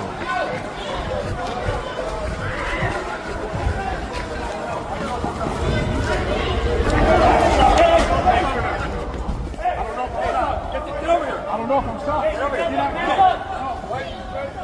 That is, he said, I don't know if I'm shot. That is, what's the guy that cried? He went homeless. He's Brick Baby's homeboy. If you watch No Jumper, his name is Young Barry Gordy. So this shooting must have occurred right in the area he is in for him to say, I don't know if I'm shot. That's Young Barry Gordy.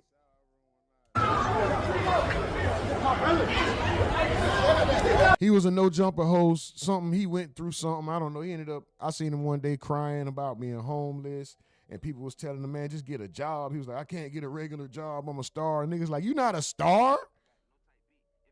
Get a job. Can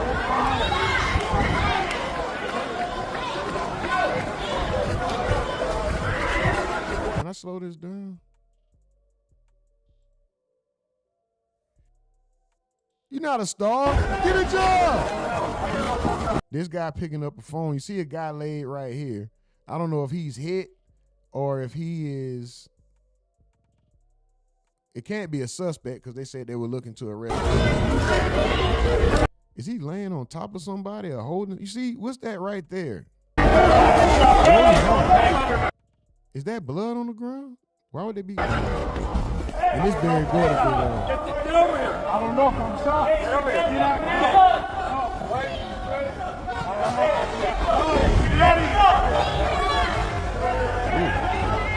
Go.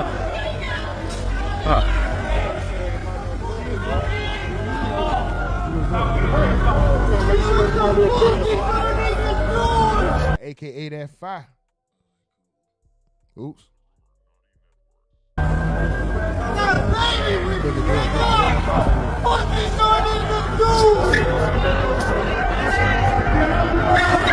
fuck going on? Stop fucking this shit up! Stop fucking this shit up!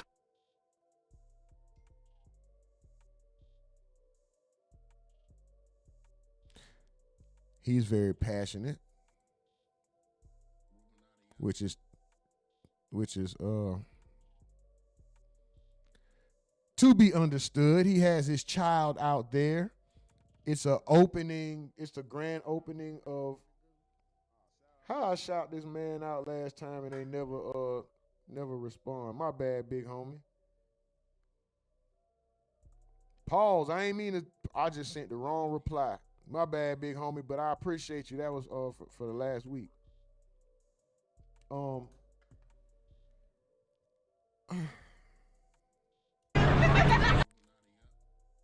then you see you got Compton AV. Y'all know who Compton AV is? He got the song out, Yeah.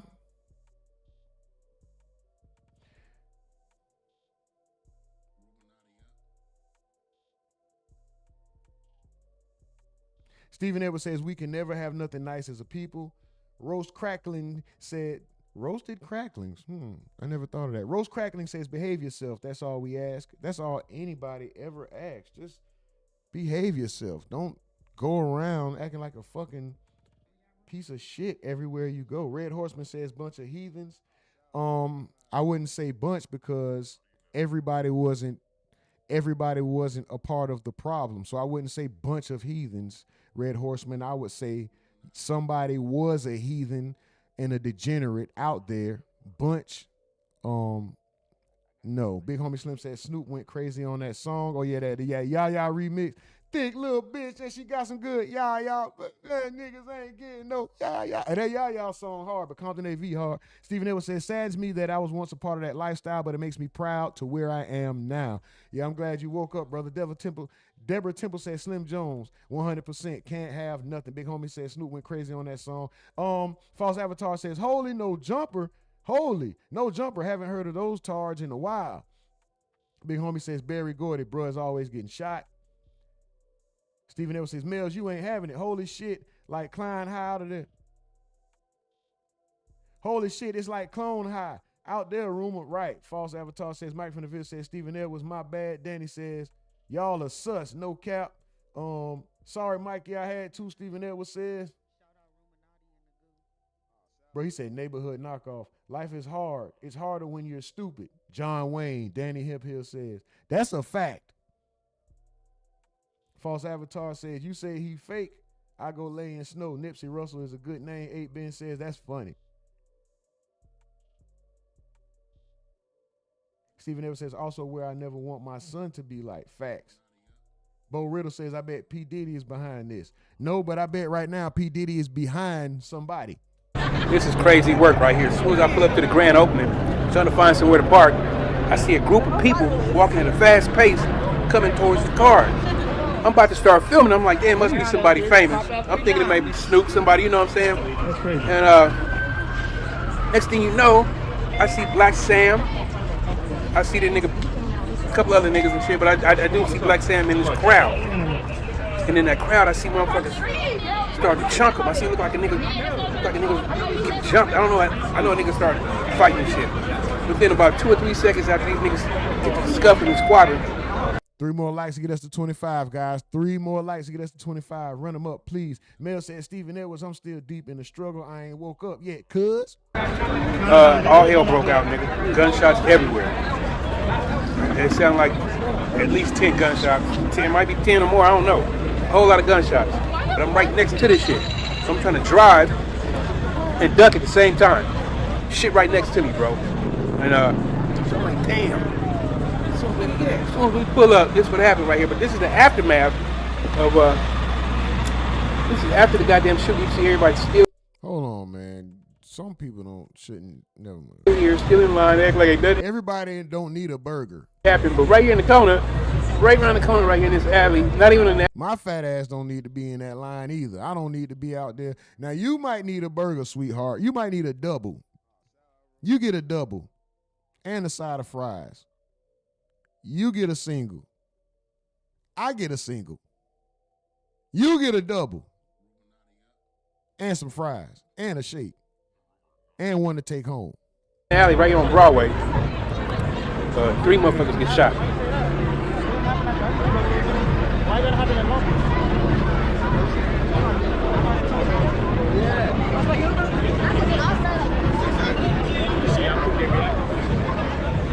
I'm tell you right now, whoever was shooting, they're gonna catch up with your boy. I don't know who it was. Long Beach Police Department do not play. Their whole court system, everything about Long Beach Police Department, nigga, they got squad for your ass. Whatever you do, they got squad. They come out, they put perimeters together, they got the bird out, they well connected, and they do.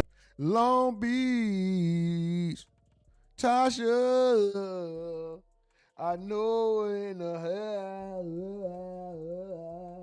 Y'all remember the old R&B features where they used to get on the song and sing their ass off? Who know? Y'all remember that lady at the end of Dre Day? That they say, Long Beach, Tasha, Death Row is in the house. Like, damn, why she twisting the words up like that? Do not play when you take your ass to Long Beach court. Any nigga from Long Beach know that. Everybody. Do they sell salads? Some of these people out here need a salad. Don't let the cursor that's going across some of these people say that them the ones I'm judging. I need a salad. Do they have a salad? Some of us need a salad. Me, it's a few of us that. Everybody from that area that deal with the Long Beach court system know that they do not a salad play, nigga. They gonna max your ass out. Some people they finna catch you. She need a double. Niggas, there's too many goddamn cameras out here, and the police department do not play, nigga. It was so many motherfucking police out here, bro. I didn't even. What the fuck kind of hair was that?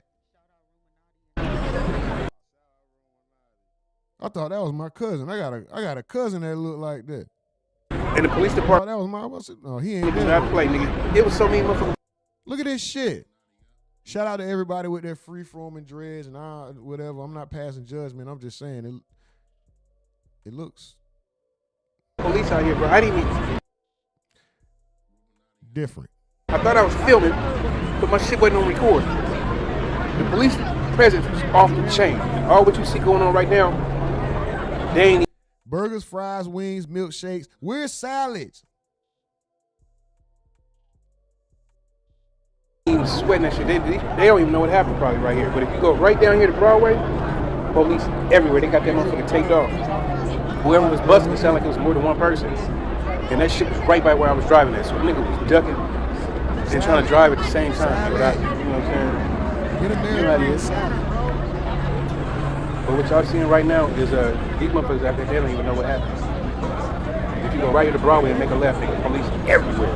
You go. Okay, so obviously the people weren't affected. It didn't happen right there at the show.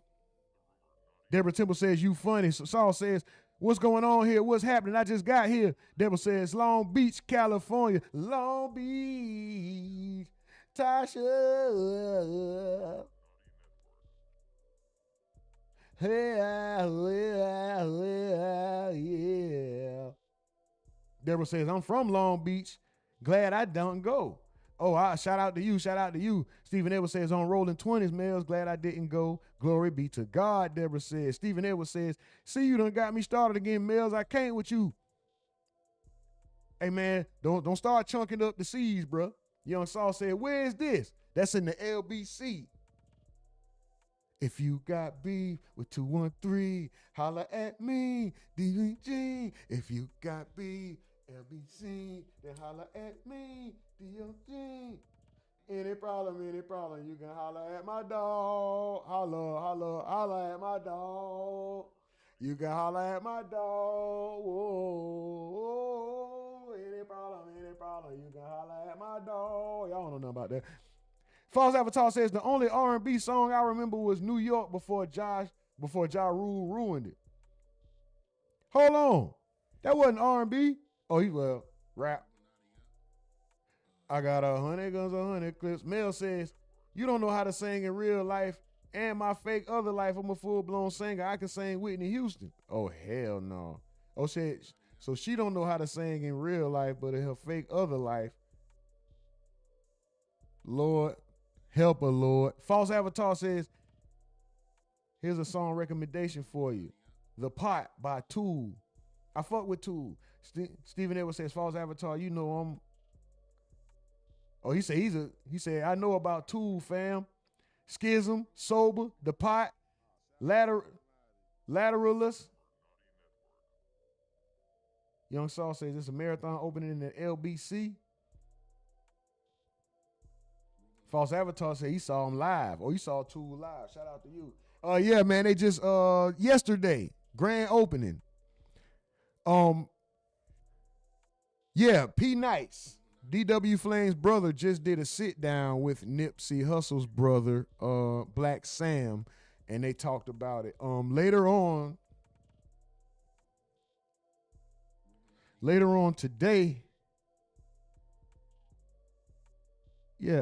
today, we're gonna watch that on the other channel. I'm going live on the other channel, man. We're gonna watch that interview live on the other channel.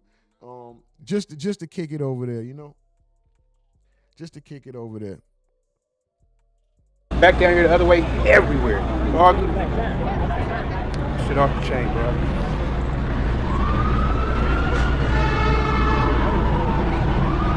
Bro, you need a marathon salad, bro. We fat, dog. Everybody, all us academics, finesse 2 times, all us twins built like that. We need salad. Right here, go get a marathon salad, twin. Come on, twin. You need a salad. Who's that old guy? Look at this old mother. He looking at me like, who need a salad, bitch?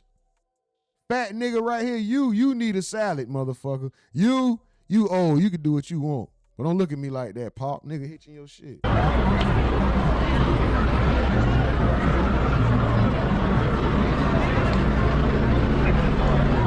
else need a marathon salad? Do they sell salads?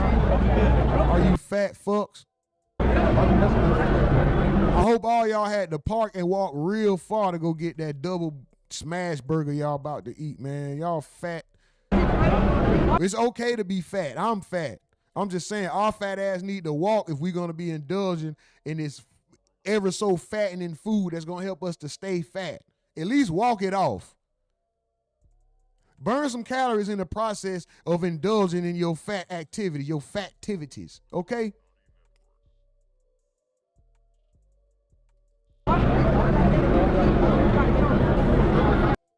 You almost there, bro. You getting that belly. You almost there, bro.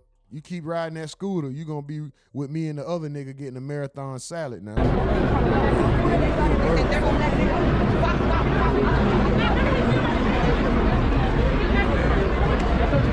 right, we got to move on, though, guys. We got to move on. The main topic is, unfortunately, somebody got popped up. Somebody got clapped while this was opening. Wow. Whoa. Boy, you know you need a... Boy, I know like hell. How you go from that? How you go from yes, Lord, to oh, hell no? Yes, Lord. Yes, Lord. Yes, oh, hell no. What the fuck? That's a fucked up transition. This nigga waddling, bro. Marathon salad. Boy, you need a salad. Anyway. Bro, he being funny walking behind it, bro. Come on, bro. You being funny, bro. You being funny, bro. Salad, marathon salad for you. You too. Couple salads, marathon salad. All right, we're going to move on, guys. No comment.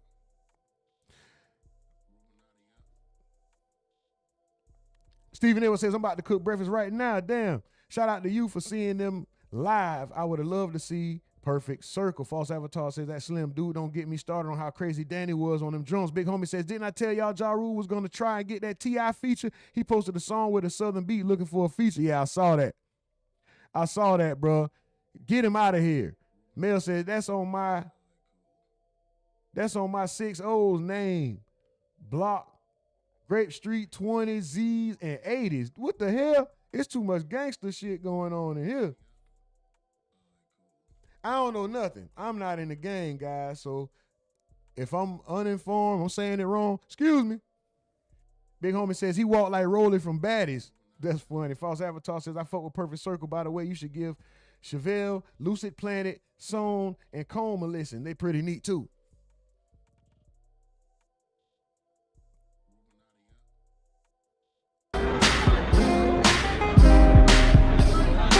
All right, we're going to move on, guys. It is what it is.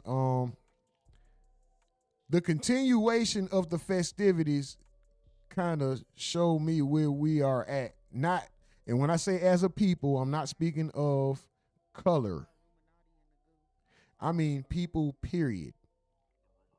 This is where America is as people, to where somebody can get killed broad daylight in the area in which you are populating at the present time, and you go about your day as if it was a car accident. This was a homicide. A homicide occurred. Everybody, look at the difference. Look at the difference of, there's a gumbo pot of people out there, okay? So this isn't a race thing. This is people, period. This is where we are as American people. Business as usual. Look at everybody out there. See? Everybody. You see different races of people all out there together, right? What? Continuing life as if nothing happened. Look how nonchalant everybody is. This guy's out, Compton AV out there taking pictures with fans. It's kids out there. A person just got smoked and lost their life right there. This is how nonchalant we are. We are at war with a whole nother country. We are at war, literally, right now. You need a marathon salad, sweetheart.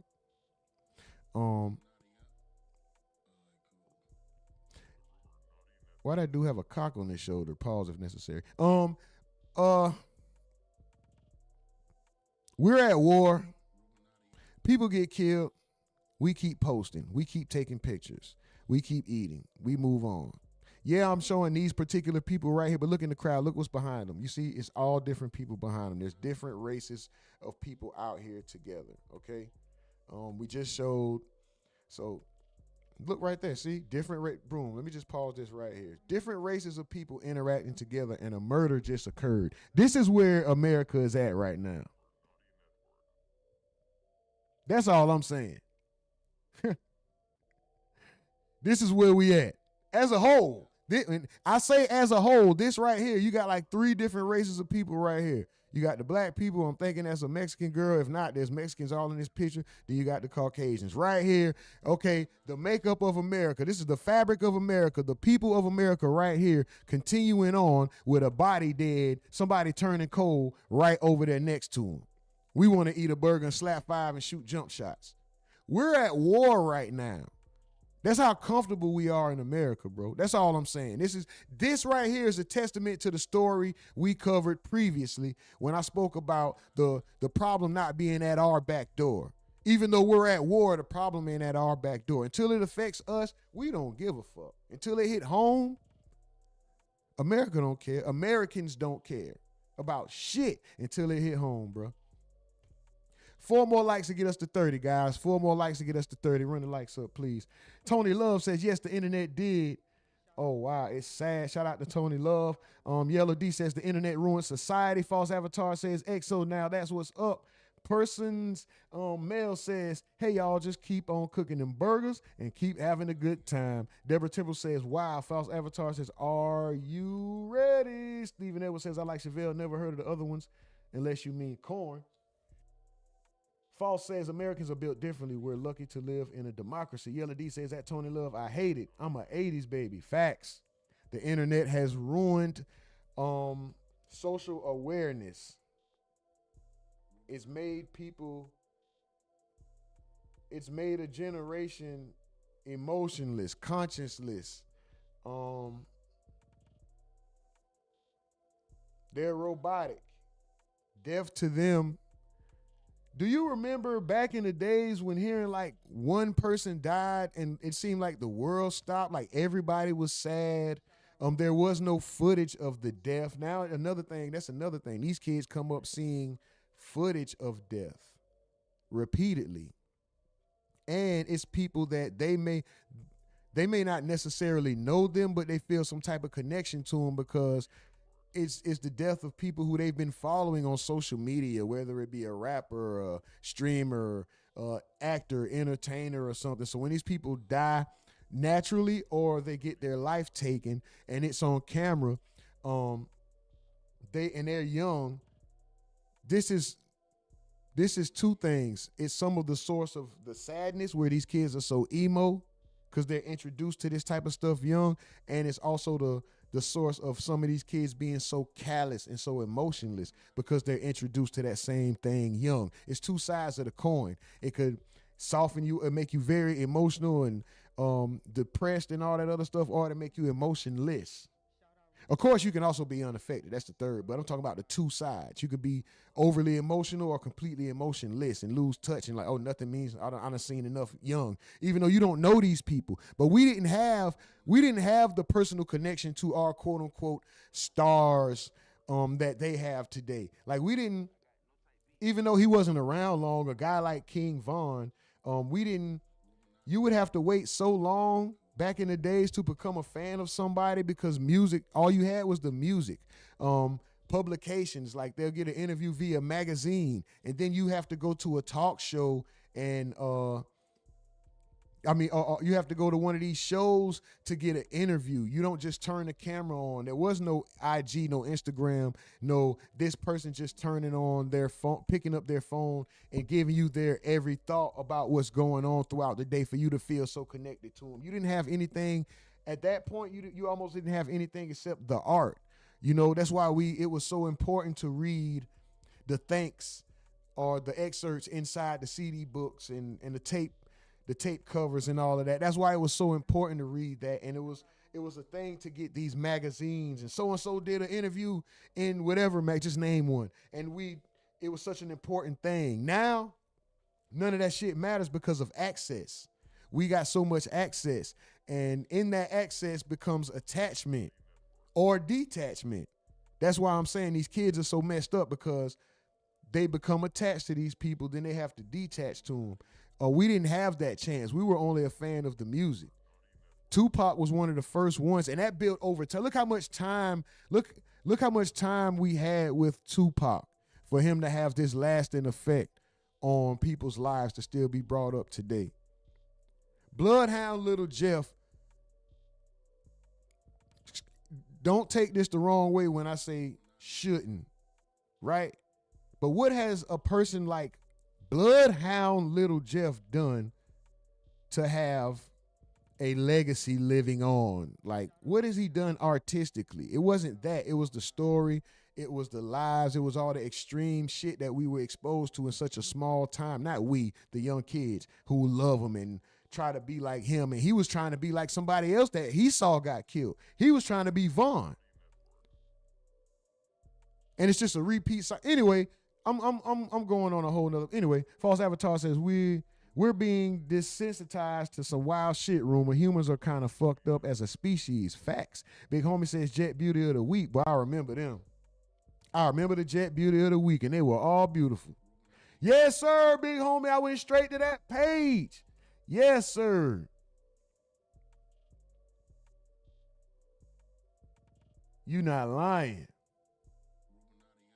Big Homie says Bloodhound Lil Jeff was a dumb crash out. Facts. Stephen Edwards says, yeah, sure they had a dump truck back there. And he's an 83 baby. LED says, oh, that was I read that one already. For sure. False says, sure they about to get low, low, low. Sure they got low, low, low, low, low. Them baggy sweat pain. But yeah, guys, we can move on. I just wanted to show you guys, like, this is the fabric of America, bro. I wanted to try to include every race you see right here. Every race. This is the fabric. Of course, there's more, right? This isn't everybody, but this is basically the melting pot, the gumbo. You need a marathon salad. The gumbo that America is and where we are today. Is she shaking her ass and somebody just got taken out like right up the street and she is, look at her. She about to twerk right here. Bow, bow. She hit that bitch real quick. Her right there, she just hit that bitch. Why is he walking like a doofus? Did the dude just walk in like doofus walk? Anyway, my bad. All right, we can move on, guys. We can move on. We don't have to stay here long.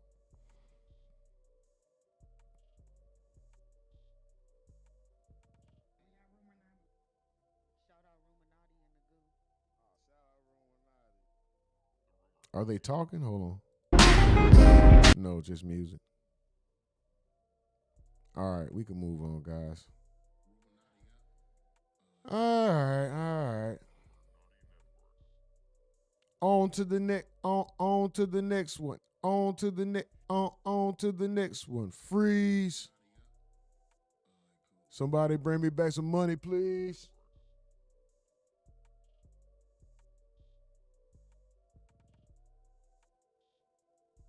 Yellow D, you a real piece of shit. Page 43. And I'm going to tell you why I remember that, though. A rapper that none of y'all probably even fuck with.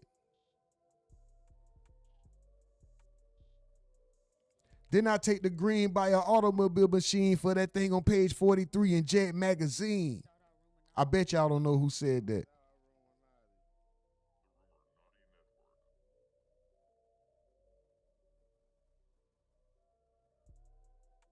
I bet y'all don't know who said that. That nigga said, a little bit of weed and some Hennessy got me ready to set it with kinetic energy. See, I need much more energy than my enemies if I want to make more bills than Bellamy. So I could be on MTV with women constantly telling me I resemble Billy D. I make fly rhymes to get my name on the scene. And when I'm on the scene, I do shows to get the green. Then I take the green by an automobile machine for that thing on page 43 in Jet Magazine. Then he says his name is the ultimate executionist. Swinging the guillotine, because whenever the head is severed from the human body with a sharp enough weapon, the brain remains conscious for 10 seconds. Long enough for me to give you one last lesson, so when you get to hell, you could tell Lucifer I said it. Don't never get it confused. Fucking with the human Rubik's Cube like you got something to prove. Yo, whoever grabbed the mic after me will get booed. Get everything in the club thrown at you and your crew. From a wet bottles to bar stools, fruits and food. You got an album out, you get hit with your CD too. Running outside, crying, lying, denying that you ain't the gay rapper, but you got fucked by him. What's the difference? Y'all niggas still ain't in lyrical fitness, too busy mixing your business with the bitches. While I be in the lab composing, flipping the scriptures. Bro, this nigga was ill too. Who knows? Who know? Y'all niggas don't know about that kind of shit, bro. Hold on. Big homie say big pun. Somebody from the Wu-Tang, Stephen Edwards says enlighten us.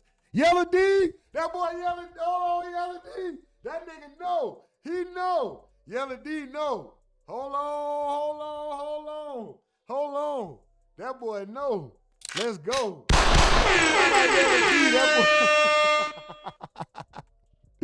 Oh. That nigga was ill, bruh. Listen, it's a lot of niggas didn't fuck with cannabis. It's a lot of niggas that didn't fuck with cannabis. He was, bruh, that nigga was so raw. That nigga first album and his first two albums was actually hard, bruh, if you into lyrics. If you into the lyrical, what he brings to the table, nobody could fuck with cannabis at one point, bro. This nigga was, Jesus Christ. That nigga still underrated to this day, bro. I'm sorry. That nigga, oh my gosh. Just go listen to Cannabis Buckingham Palace, please. Just one song. If you don't listen to no other Cannabis songs in your life, just listen to Buckingham Palace. And I wish that you could find the DJ Clue version with all the DJ ad-libs in the back where he's screaming out Illuminati at the right time. Like, bro, that it enhances it. It makes the song so much better, bro. The song is already good. The beat is fire as fuck. And see, these was the old school days. These was the zone out days back when you put on headphones and you close your eyes. Like, this was the type of music niggas would call me a nerd and be like, what's up with your home? Like, tapping my friends like, What's wrong with your homeboy? This nigga over there with his eyes closed and doing shit like this, listening to the music, and nigga like, they was calling me weird and shit. You know, now everybody, oh, I'm so into the music and I feel it. Bitch ass nigga, when I was doing it, y'all called me a weirdo. But anyway, shout out to Cannabis, man. Go listen to Buckingham Palace if you don't listen to nothing else, bro. Indigenous by Blood says for sure. What's up with it, Indigenous? He says, my man Cannabis, and definitely sound like Pun. Yellow D says, I'm on it, bro. I see you, Yellow D. Stephen Edwards says, no, that is Cannabis. Facts. LL Cool J over Cannabis, big homie said, can I butt? Yes, you can. Don't ever open your mouth and mention my seed. Talking about my book you bought to read. LL over Cannabis for longevity, being a front runner, opening the door, historian, all that shit. But Cannabis over LL when it come to them bars, my nigga. LL don't need, I'm not doubting a man's knowledge, but I don't think this nigga is even educated enough to try to pretend to, but Cannabis was like one of the original true rap nerds. This dude was this nigga is a nerd, a bookworm. And it's nothing wrong with that at all. You know, when people think, oh, you say nerd, a nerd and a bookworm is things that we should aspire to be, because they usually turned out with great minds, right? And usually very accomplished. So shout out to the nerds. Shout out to the bookworms. Super duper salute to y'all. Cannabis was a nerd, bro. A literal hip hop nerd. LL can't fuck with Cannabis when it comes to them bars, bro. LL has cadence. I will give LL that. He will probably, at a certain point in time, he had cadence. He had what some people would consider flow. He knows how to flow on the beat.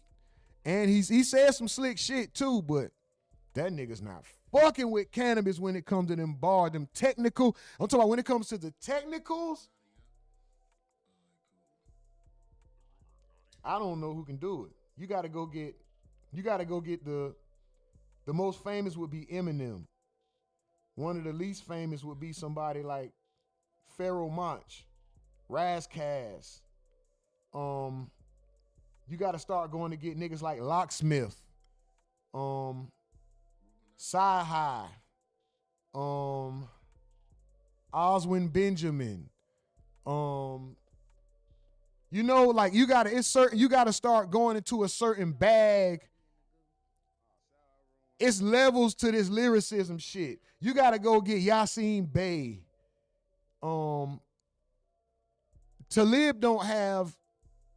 Talib can be as technical, but it's something about his pronunciation along with his voice that doesn't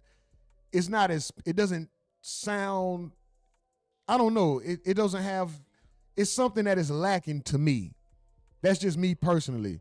I'm not speaking against his abilities at all. Let me see who else is somebody you can throw in there real quick before we move on to this last subject. Yellow D says LL used his connections to fuck up Cannabis' career. Facts. Indigenous by Blood says, however, I never seen you, brother. Just subscribe. Shout out to you, Indigenous by Blood, and I appreciate you, bro. I appreciate you. Thank you very much for the sub. And shit, welcome to the fam, and we hope to see you around. The more active you are, the more everybody get to know you. You know how this shit go, bro. And shit, you just get yourself acclimated into the program, bro, and that's how you become fam, bro. It's just that easy. Shout out to you, bro. Stephen Edwards, Slim Jones McJeezy. Y'all wonder probably why I keep saying Stephen Edwards. Slim Jones McJeezy. Stephen Edwards said, hold on. I wonder if this nigga want me to call him Slim Jones McJeezy. Because I remember one time when you switched it, I only be saying that because you switched it one time. You was like, it's me. And I said, I know who you are. Do you want me to keep saying that or just go by the name? Now it's probably locked in. I'm probably going to always say it, bro. Now you got to stop me at this point. 2 more likes get us to 35, guys. 2 more likes get us to 35. Run it up, please. The Big Crunk says, DOS Effects changed the look of hip-hop. Man, Gangstar was nice. Facts. Guru was nice. Stephen Edwards said some people don't know his name. L, ladies, love, cool, James. Facts. Das Effects. Hold on, we can get into that. Stephen Edwards says, ladies love got bars too. You right. That's a close one. He do got bars. Nurse Lady T. What's up, Nurse Lady T? She says, hey, y'all. Hey, Nurse Lady T. Shout out to you. What's up? What's up? Hope your day going well. You already out there overachieving and doing better than you thought you was going to do before when your day started. You know what I'm talking about? Big homie says, L got bars. False Avatar says, you ain't weird. Rumor just locked in. Facts. But they call me weird, bro. I'm telling you, I used to have the headphones on. I'm closed, my eyes closed. I'm bobbing my head to the music and shit. And, you know, we might be around some people that I don't really know like that, and they tapping my home. Hey, man, what's up with your homeboy? What's up with him? That nigga over there acting straight. That nigga green. That nigga weird. That nigga different. That nigga. I just love music, bro. That's why I can rap so many songs off the top of my head. This is really all I was ever like interested in for real. Like I never really had an interest in quantum physics.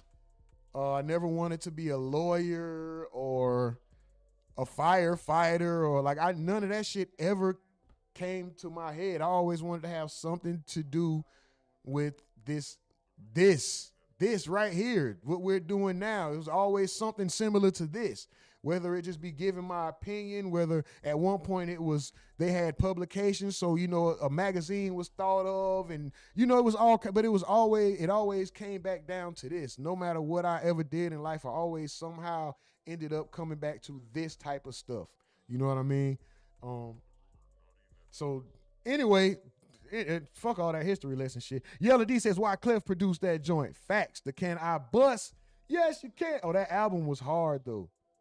And who said 2000 BC? I saw it earlier. Indigenous by Blood. Shout out to you. False says, Rumor, you want some good shit? Give Club Doom a listen. Man's got some stuff. Club Doom or MF Doom? Mel says Nazir. I meant Nazir. The Big Crunk says 2000 BC. Bruh, that song. What song is that? I live for it, die for it, spit for it, try back out the 9, commit a homicide for it. If I'm handcuffed with the right to remain silent for it, damn, what's the, bruh. Listen to, We said, weaving and blocking with defensive, so in the ring you cannot win. The top 10 become 9 dead if I ever decide to hop in with a 1-2, 1-2, shot to the chin, knock you out. You say knock you out like 10 shots of vodka and gin. The beautiful, is that the 2000 BC song? I verbally burn a nigga, lyrically hurt a nigga, put a voodoo verse on a nigga, Kennedy curse a nigga.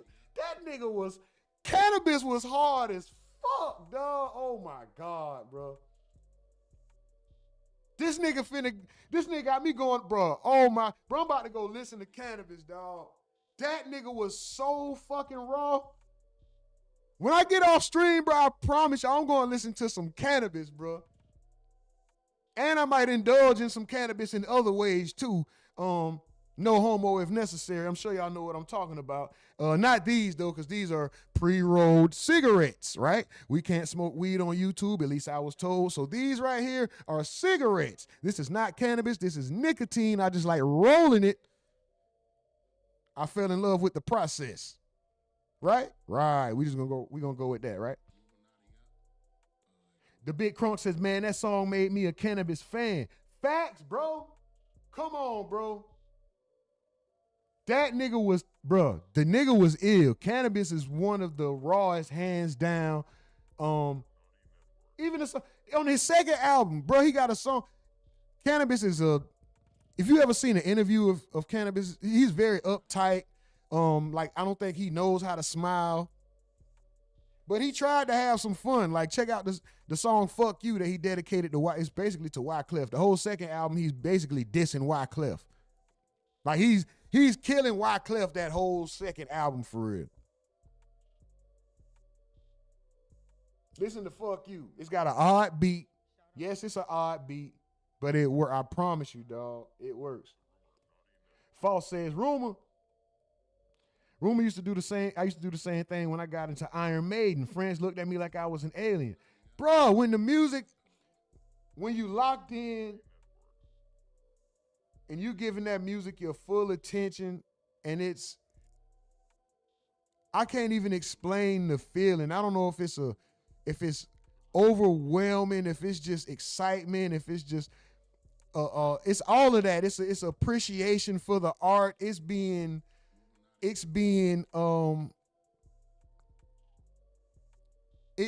surprised when somebody, because now I hear a song and I get disappointed because I think of the possibilities that could be when I hear this beat, the possible cadences, and I'll get disappointed just based off the fact a person doesn't do what I expected them to do on it. I'm like, no, this song calls for this, and then you do some old lazy, oh fuck it, get that shit out of here. You're supposed to be on it. You're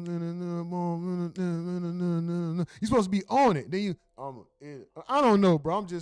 I become what they call a music snob, for lack of better terms, I guess. But anyway, we can move on, bro. We can move on. Facts. He said, man, he said, yeah, it's a zone, man. You gotta love what you love. Facts. False Yellow D said that battle fucked me up too. Yellow, bro, I ain't gonna lie. I was rooting for the underdog the whole time. Even though when L dropped that, can I bust? Yes, you can. I was like, wait a minute, dog. Wait a minute. But that was a good one, though. That was a good one. 5 more likes to get us to 40, guys. 5 more likes to get us to 40. Run them up, please. Run them up. The Big Crunk says, man, not gonna lie, that battle broke my heart. He pulled out the pad. Oh, you talking about when Cannabis got up there and read off the... Oh. Stephen A. will say, nah, only cigarettes, rumor. All right, right. Only cigarettes, right? Right. Hold on, bro. That's when Cannabis battled Disaster. Y'all remember? Right, Yellow, facts. But oh, man. So hold on, was his arm even really fucked up? Because didn't he have that book in like an arm sling or some shit like that?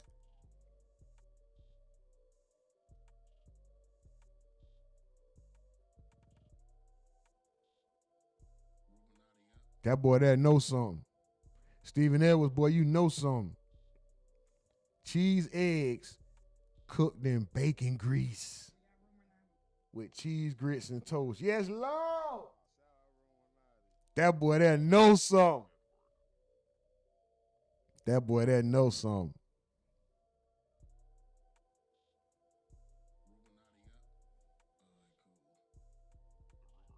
Hold on.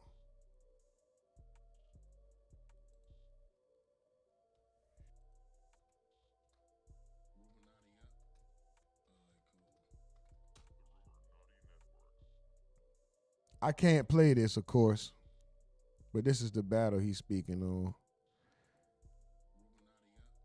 I can't play this. I can watch it on, we can do this on Twitch later. We're gonna watch a better battle though. This wasn't a good one. Where did he pull that book out at?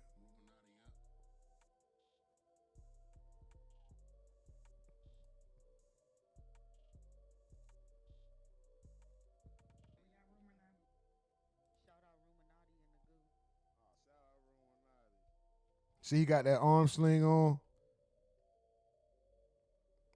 So weird looking. Why is that nigga in there next to him with no shirt on? What the fuck is going on? This shit look weird.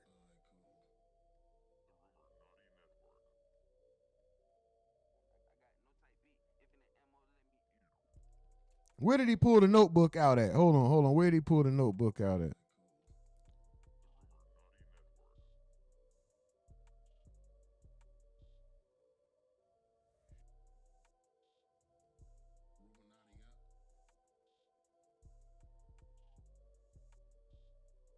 Oh, man.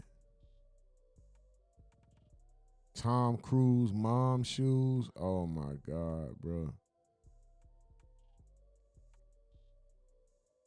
It's 30 pages of rhymes in this. Oh, my God. All right, we're going to move on, dog.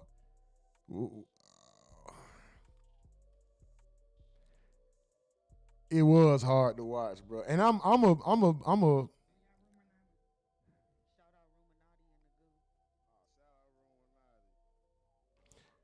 Yellow, let me ask you this. Who you think won the rematch between Tay Rock and Ill Will? Even if you haven't seen it, I'm just throwing it up in there real quick. Who you think won that rematch?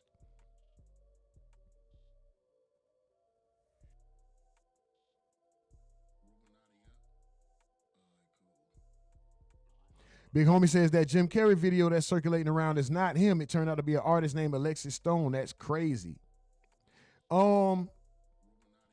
Is that the one that everybody's saying, oh, Jim Carrey's a clone? And was this person parading as Jim Carrey? Were they pretending to be Jim Carrey? Or was this people just assuming that this was Jim Carrey based off the face?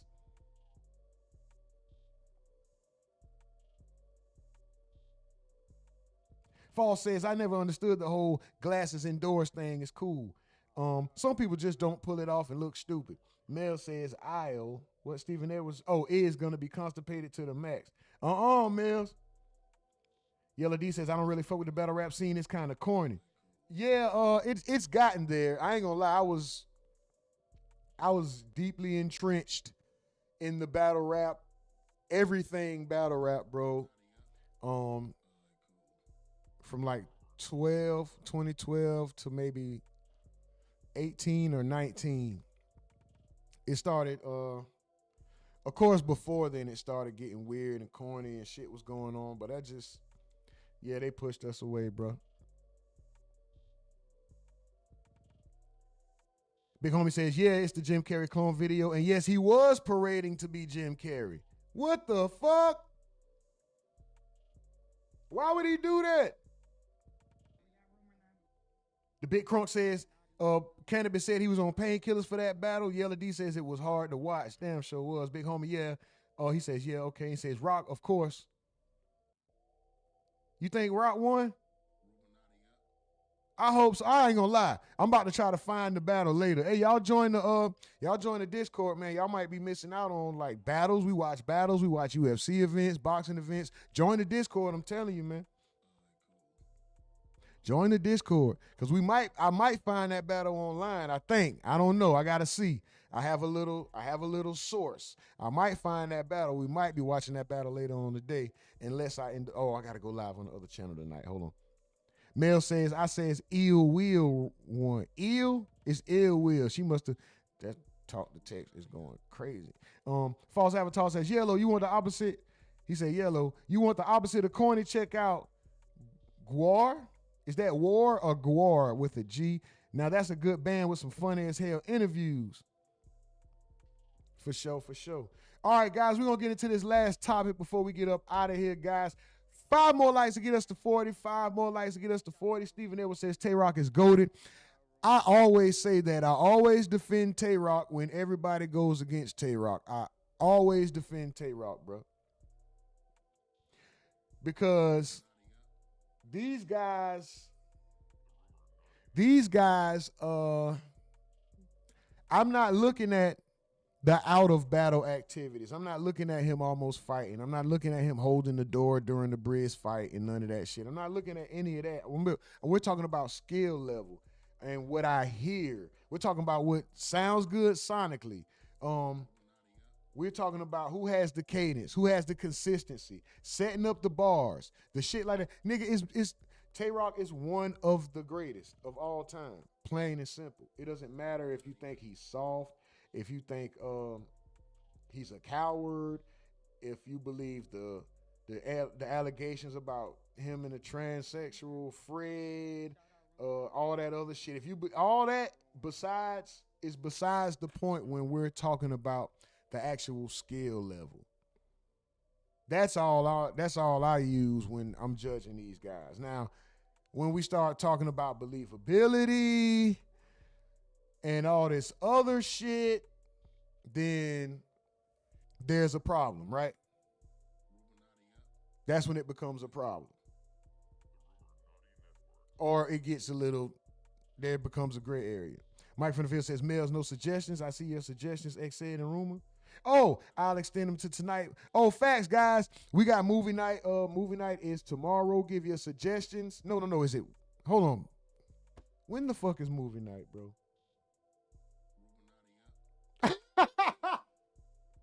I'm sorry, y'all. It's a lot going on. I swear to God, it's a lot going on, y'all. It's a lot going on. We still got to get clips out from the Emory Lawrence interview. Did you guys see the Emory Lawrence interview? If not, go back and check that out. It's a great interview. Mills, did you? What am I asking? Business stuff on. Did you handle the business? No, my bad.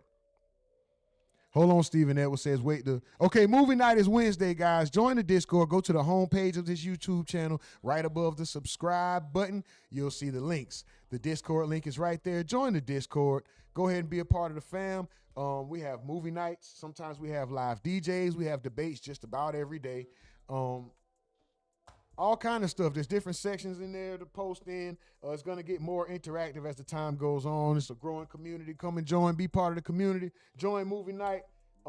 Give your debates. Chop it up with us in Chop It Up. And shit, just join the fam. Have fun. And shit, possibly, if you might want to, there might be suggestions you have or contributions that you might want to include or, just everything happens in Discord. Get in the goddamn Discord. Stephen Edwards says, wait till Tsunami come home, though. Sheesh. You mean Tsunami Surf? The nigga that like to write his battles with other battle rappers? Tsunami Surf. Nigga ain't nothing wavy about you. That's what K-Shine told him. But shout out to Surf.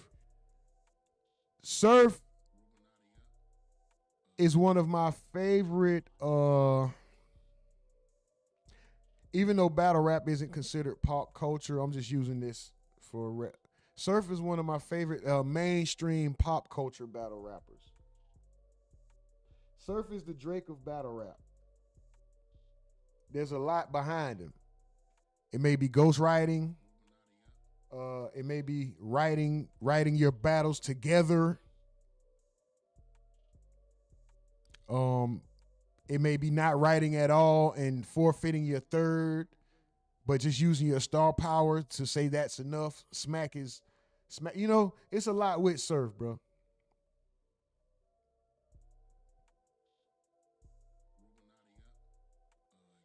Mel says, I like Tay Rock because I'm from Baltimore and I like wearing big hats.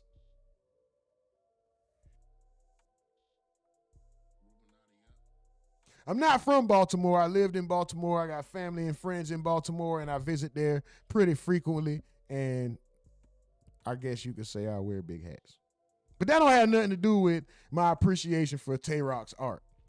Mike from the Ville says, I see your suggestions, XN and Rumor. I appreciate you, brother. Thank you. I did get in there late. Stephen Edwards says, wait, this is Tsunami Surf comes home. Mike from the Ville says, Wednesday False says, what's your opinion about the Bad Baby Super Bowl shit show rumor? Not really sure why you'd pick an article. Some Karens only know, artists, some Karens only know through TikTok. Mike from the Ville says, diversity at False Avatar. I don't think it was bad, and I didn't consider anything outside of the fact. Like, I didn't look at any other thing. I didn't look at the fact that he didn't speak English the entirety of his performance or anything. Like, none of that mattered to me. I watched it for two reasons. One, I was already watching the Super Bowl. And for two, I was told that he was supposed to be doing something that was unsatisfactory. And I was watching it in a way where, anyway, it wouldn't have mattered. They wouldn't have got a view off of me anyway. But anyway, so I saw it, and did I overanalyze it? No. Did I go back and look into it? No. But from what I saw at first glance, I didn't have a problem with it at all. It did represent diversity. He did show love to all the Latinos. He did show love to the entirety of the culture. I think he got up there and he did his thing. It was no overtly homosexual, over the top acts or anything like that to throw people off. It was cool. It was cool to me. So yeah, I didn't have a problem with it. Was it the best? No. Is it something for me to go back and watch again and talk about in the future? And no. It's just a thing. It happened. Shout out to him. Mel's says, Surf is going to have to explain why he told. Did he actually tell?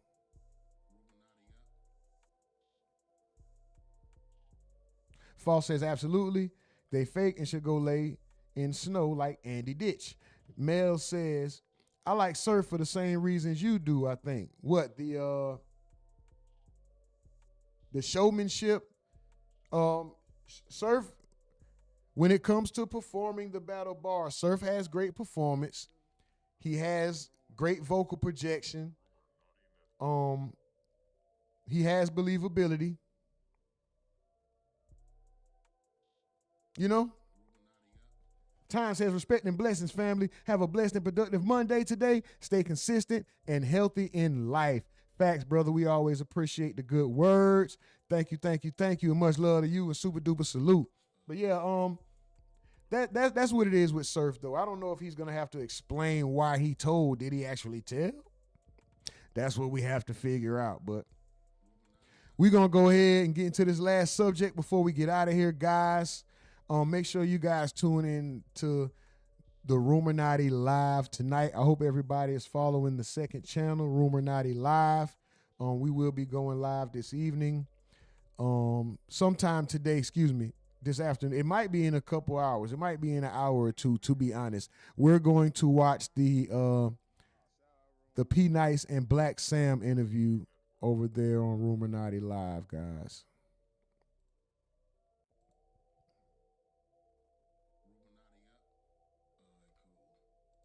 Let's just do this real quick.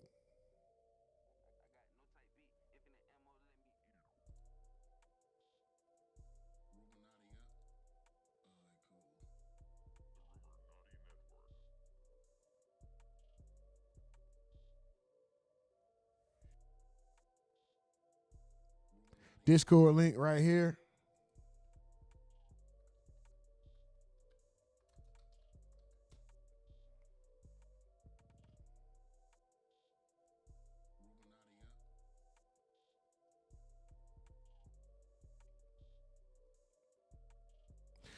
RUMORNATI Live, guys. Please subscribe to this channel. We are going live over here later on today, I promise. We're going live today on RUMORNATI Live.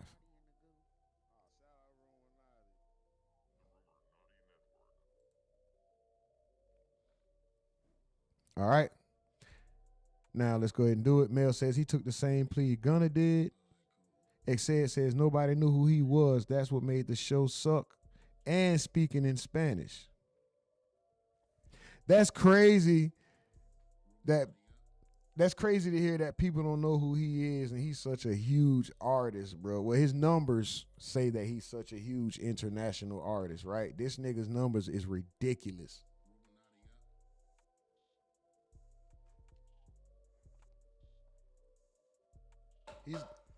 He's got shoe endorsements. Like, this dude is do your thing, False. Super duper salute to you. He said, hope you goats. We the greatest of all time. Thank you, sir. And you are one as well. Super duper salute to you. He said, stay safe out there. Gotta go sleep now, chat. Man, go get you some rest, bro. We'll see you on the next one. The goats must rest. Shout out to you, brother. Super duper salute. All right, we're going to get into this last one, guys. Julio Foolio case called simple, straightforward gang rivalry. All right. As you guys all know, Jacksonville rapper Julio Foolio, whose life was taken in Tampa, Florida.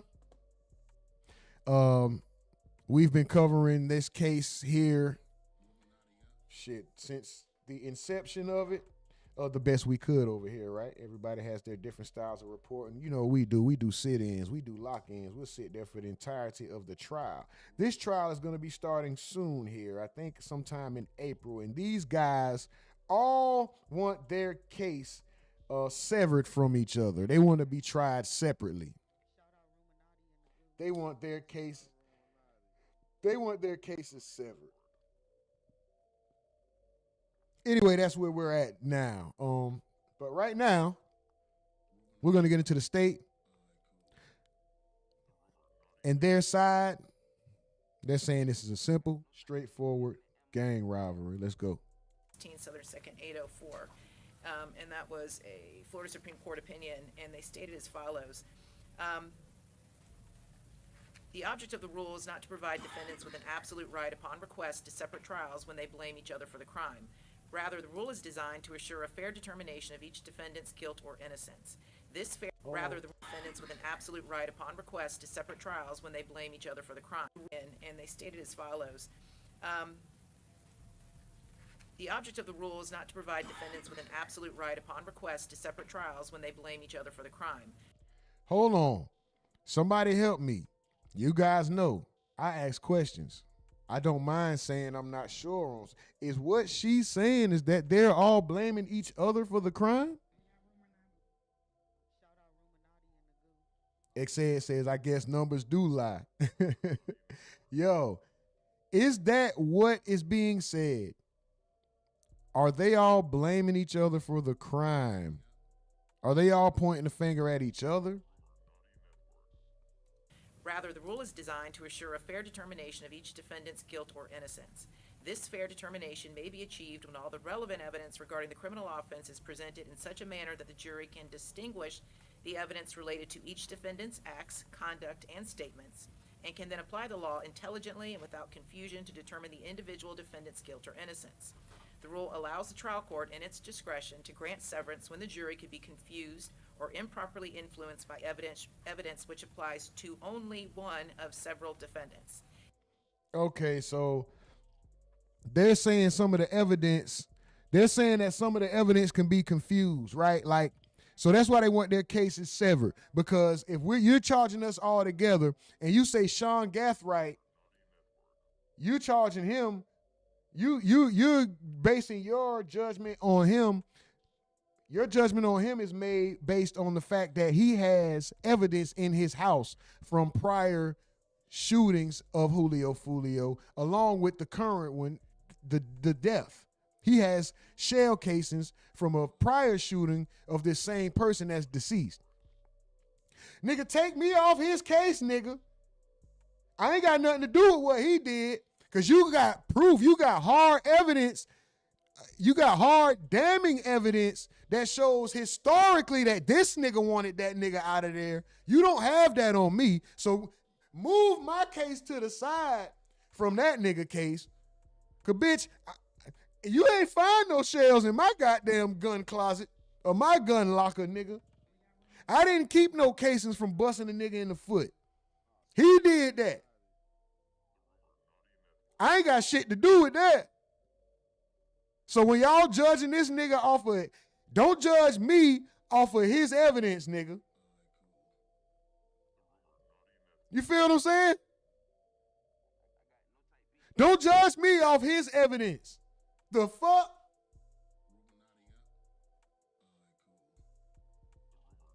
A type of evidence that can cause confusion is the confession of a defendant, which 11th Ward Hustler says they telling on each other. Xed says, I guess numbers do lie. Mel says, that's what I heard. Yellow D says, I got you lit streaming in the Virgin Islands, but you lost us with that Foolio dude. LOL, we some 80s babies around here. All love, still brethren. Shout out to you, man. Shout out to you. Yeah, this is some stuff more local to the shit to me because of the places I've lived. And also, yeah, I know you guys probably don't know nothing about this guy, but it's a lot going on with him, man. It's a lot going on with him. Shout out to the Virgin Islands. Let's go. Which by implication affects a co-defendant, but which the jury is supposed to consider only as to the confessing defendant and not as to the others. Severance is always required. Hold on, nigga. Let me get some gunshots for the Virgin Islands, for the VI, nigga. Hold on. Hold on, man. We represent the VI and 2. We represent the visually impaired community, and we represent the motherfucking Virgin Islands, nigga. Fuck wrong with y'all, nigga? We got all kind of love going on around here, man. Y'all ain't got that kind of love. Y'all ain't got that kind of diversity. Now, shout out to the team, man. I appreciate y'all, man. Always, for sure, for sure. In this circumstance. In situations less obviously prejudicial than the Bruton circumstance, the question. Look at this nigga here, boy. Imagine, Stephen Edwards says, I'm an 80s baby and I know about Foolio. Imagine sitting here, but you ain't from the Virgin Islands either, Steve. Well, if you are from there, you ain't there currently, nigga. But this, don't imagine. You know what? I take that back. Don't imagine. Don't imagine being this buffoon right here, sitting here having this decision of his life looming over his head. Don't imagine what this shit is like at all. This is a foolish asshole and a piece of shit. You feel what I'm saying? Don't ever be in this position. Ever. Ever, ever, ever be in this position, bro.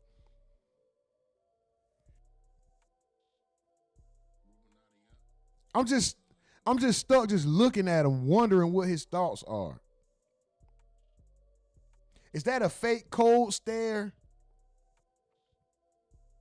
Is that a nervous stare? Is that a stare of uncertainty? Like, I see all of that. I don't think it's cold though. I ain't gonna lie. I could be wrong, but I just don't see cold-blooded. Is that a cold-blooded kill? Am I missing something? Is this what they look like? I know they don't. I know there's no look. I understand that. But I'm just saying, like, this look lost to me. Of whether severance should be granted must necessarily be answered on a case-by-case basis. Some general rules, however, have established. Specifically, the fact that the defendant might have a better chance of acquittal or a strategic advantage if tried separately does not establish the right to a severance, nor is hostility among defendants or an attempt by one defendant to escape punishment by throwing the blame on a co-defendant a sufficient reason by itself to require severance. If the defendants engage in a swearing match as to who did what, the jury should resolve the conflicts and determine the truth of the matter. None of the co-defendants in this case, the Hunter case, made a Bruton-type confession, and the evidence presented was not so complex that the jury would be confused by it and incapable of applying it to the conduct of each individual defendant. So that would be kind of juxtaposed to the Hernandez case, which we've already discussed pretty extensively. The Hernandez case, as we discussed, had to deal with the co-defendant brothers' prior drug transactions coming in during the middle of the trial. The other case would be the Miller case, which I think some of you cited too, 756 Southern 2nd, 1072. It's a 4th DCA opinion. And in that case, one of the co-defendants had contacted the victim and apologized and also offered to pay the victim money to not proceed forward with charges. And in that case, even though it was not per se brutal, to the apology of self-defense. Okay, so I guess just to start off, just Mr. Gathwright's phone between 1250 Murphy. Would be, as far as statements go, the celebratory statements made by Davian Murphy. These would be 2 messages sent from Mr. Gathwright's phone between 12:58 p.m. and 1:01 p.m. on June 23rd, 2024, hours after Mr. Jones's homicide.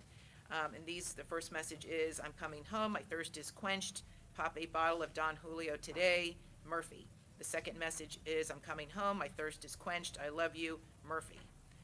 All right, so it's not Bruton, but do we start to cross over into being a Hernandez or Miller issue?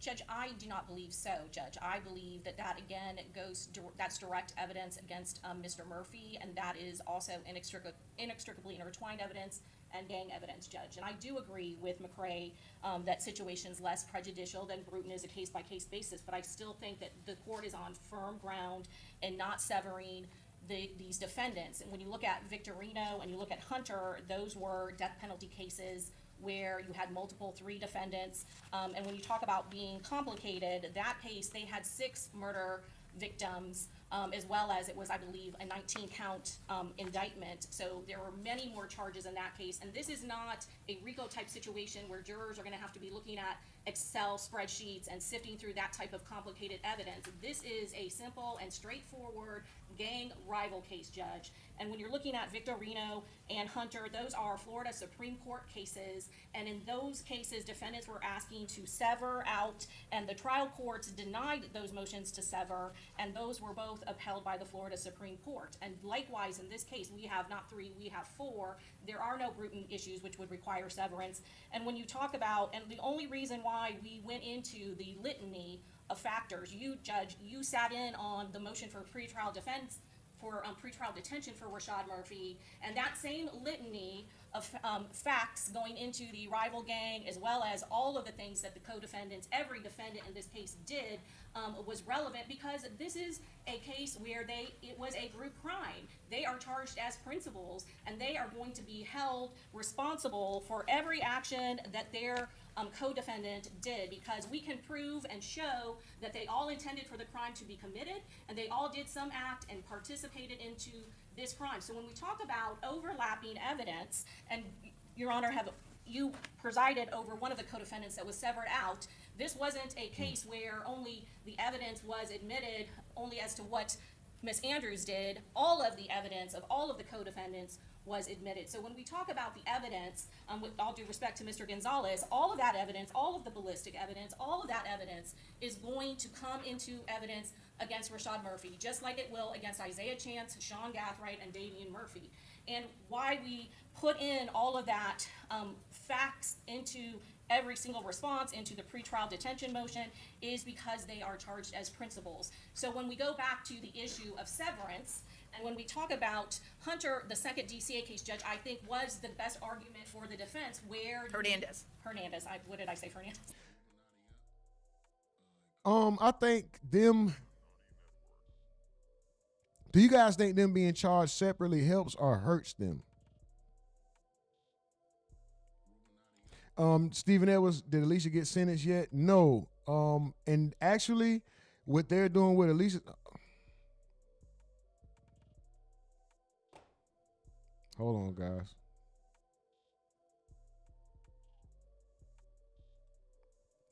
Actually, what they're doing with Alicia's case right now is they're fighting to overturn.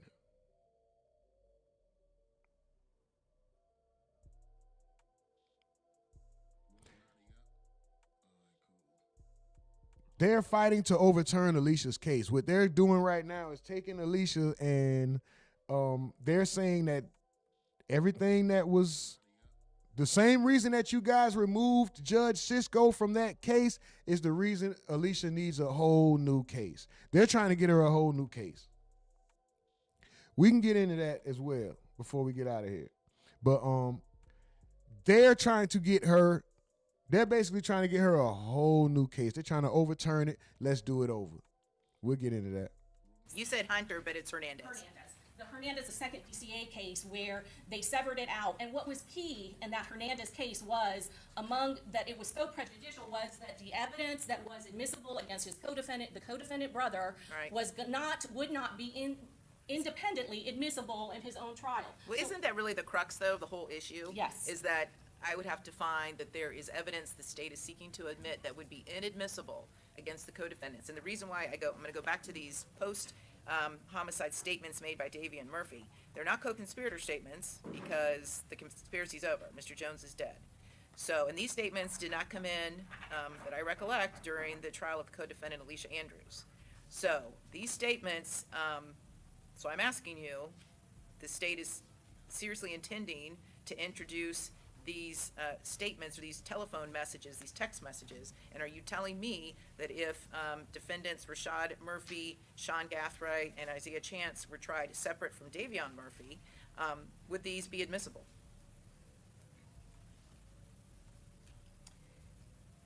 Because they don't come in a co-conspirator, so why would they be admissible against them? Judge, I think that it is because it is inextricably intertwined. If the evidence of motive is, and so that is also one of the reasons why we did provide the court with the Richardson case and all of the cases regarding to inextricably intertwined. And it's not just inextricably intertwined that that all of that evidence came in. It also came in as motive. And So with the judge, you do with y'all, y'all see exactly what the y'all see exactly what's going on. She's trying to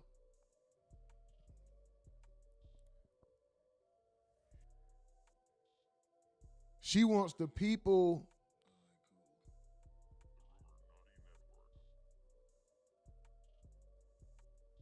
The judge is saying, why would we charge everybody for one man's text message? She's saying that text message is an exclamation mark from one of them, from one of the people involved that's the icing on the cake to solidify.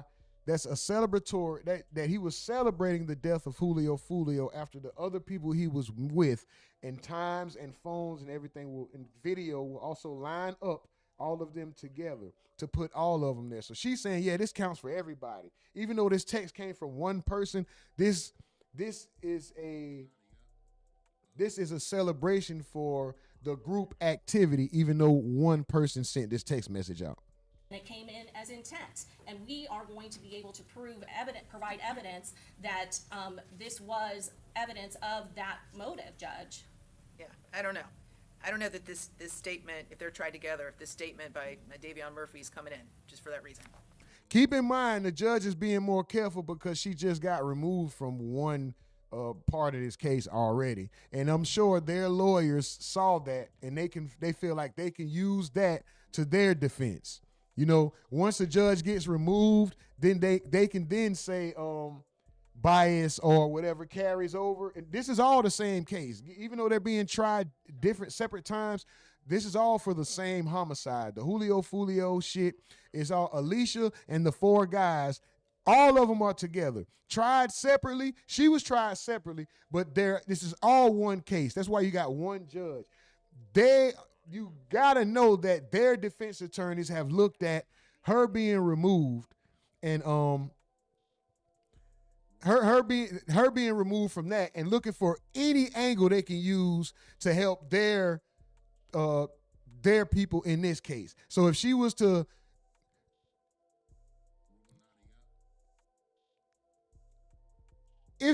implement that text message and allow them to use that against every one of those suspects, they could then say bias. That gives them grounds to file a motion and start to compile evidence of her being biased. Excuse me, guys. Shit, I just got tongue-tied like a motherfucker. Mel says, I would love to come up and speak, but I don't feel like it. Then don't. Mike from the video says, psych, RUMORNATI nigga need to, huh? Oh, that's all I've been waiting on for him to say it himself. Expect the Vlad interview soon. Psych, RUMORNATI nigga need to come to RUMORNATI. Who? Oh, Cartel Bo dropped the bag on him so he can go independent. Oh, I see what y'all talking about. Oh, yeah, I seen that. I had that lined up, but we're getting to that later, man. I've been told y'all what that was, and Unc don't want no fucking restaurant. Cartel Bo is wasting his money. Unc don't want to run no restaurant. I don't know why everybody... Anyway, that's not what we talking about right now. Yeah, this... The judge has to walk light. Everybody has to walk light now that there has been a new judge appointed for Alicia, and she might possibly be getting a new trial. So the judge is walking light. In the beginning, she probably would have threw all that shit in there. Anything the state was bringing was damn near a thumbs up, just about, right? No big questioning, no overview. Now the state has to make a case for their shit. Just so you know, We didn't see this with Alicia. So the state may have to decide what you want to do. Just throwing that out there as one example of evidence that would seem to violate the Hernandez precedent in that it is prejudicial and it's not admissible against the other co-defendants if they were tried separately. So I'm just letting you know. Judge, I also want to talk about conspiracy and when a conspiracy ends. I know what is alleged in the indictment, but we are talking, there are two vehicles. I know, but the conspiracy ends when Mr. Jones is dead. That's when it ends. The conspiracy's over. The object of the conspiracy has been achieved. He's dead. Because I researched this issue, so I'm very aware of the case law on it. So once Mr. Jones dies, there is no further co-conspirator admission of any statements. The conspiracy's over. So, anyway, okay, so go ahead. Judge, going back to the question of whether or not they need to be severed out, and talking about Victorino and Hunter, again, in those cases, the trial court did not allow separation, did not find that there was anything so complicated about that evidence. And I think, Judge, that is something that is critical in this particular case. I don't think that there is anything that is so complicated about this case. And I know that Mr. Gonzalez had mentioned and was talking about the gang evidence. That type of rivalry is inextricably intertwined. Richardson is basically a primer for this case, and I do think that it is very similar. In that particular case, there were 6 other incidences of violence that came in that case to show basically, again, motive, intent, but also to show the jury an accurate depiction of the facts that were leading up to that, to the offenses that occurred in this particular case. And when you look at the evidence that we are going to be showing, not just through gang expert testimony, we are not going to just be showing evidence through hearsay. Also listed with those gang experts in Jacksonville are first responding officers or officers that investigated each one of those incidences. So the jury is going to be able to know that those incidents really happened. And all of those incidents go to not just inextricably intertwined, but it goes to motive and intent, which was the other area why that evidence is critical in this particular. You see him react, he's shaking his head no. Look at Gath Wright shaking his head no. Goes to motive and intent. Those incidents go to not to be able to know that those incidents really happened. And all of those incidents go to not just inextricably intertwined, but it goes to motive and intent, which was the other area why that evidence is critical in this particular case, because it shows the back and forth retaliation.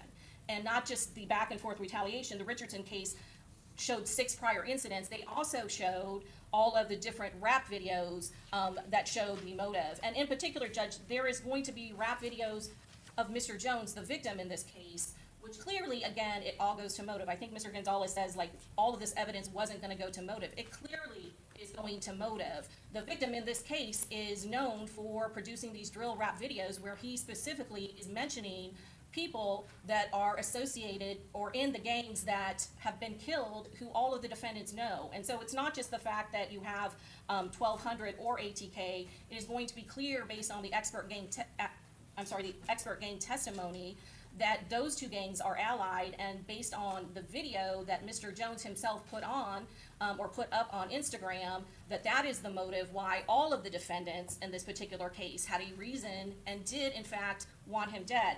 And so, Judge, going back to Hernandez and any concern about those prior instances, we believe it's the state's position that all of those instances are inextricably intertwined, as well to each defendant, right? That's what you're saying. Yes, and that it would come in against each defendant. So there is no reason that you would need to do a severance. And when you're talking about the penalty phase, just as Your Honor said, in Victorino and in Hunter, those were death penalty cases, and there wasn't anything so complicated about that 6 first-degree homicide count 16-count indictment that the jurors couldn't make a distinction and separate out the evidence to each particular defendant. And that's exactly what happened in that case. There were death recommendations by the jury as to some of the defendants, and then a recommendation for life as to other. And they also made distinctions as to who should get death with regards to a specific victim. So to suggest that where we have one victim of She's fighting the case. She's saying keep them all together. Let's group this evidence. Let's get all them convicted. You see what she's doing? She said, we tried a case. There were 6 victims. We had to give out separate consequences based on who did what to each victim. And we were able to do that. That wasn't so complicated. We didn't separate that. So why? Because there's actually 5, but 4 people being tried together on this particular one for one homicide. Why do we find a need to separate it then? This is not as nearly as complicated or convoluted as a case as that was. There's no need to separate it. That means the state feels that the evidence they have compiled together, first of all, it's going to be easier for them to convict every last one of them together, right? When you start separating shit, you might get one of the brothers, the brother who didn't send the text might end up getting away or something like that. Like I get it. We ain't gonna be here long. I get it. First degree murder. Stephen Edwards says, he says, Gath right. Young Saul says, the judge laughed. Mike Finnerville says, in regards to these niggas, they better off splitting them up or they gonna get fogged. Yes, sir. Stephen Edwards says, yo, you know what I just thought? Where the fuck is Miss Duval and Larry Law been? Mel says, you're exactly right, though. I would love to come up and speak, but I don't feel like it. Oh, yeah. Shout out to Miss Duval. Shout out to Larry Law. X says if she gets a new trial, she better hit some high notes in front of the prosecutors. Sang, young lady, sang.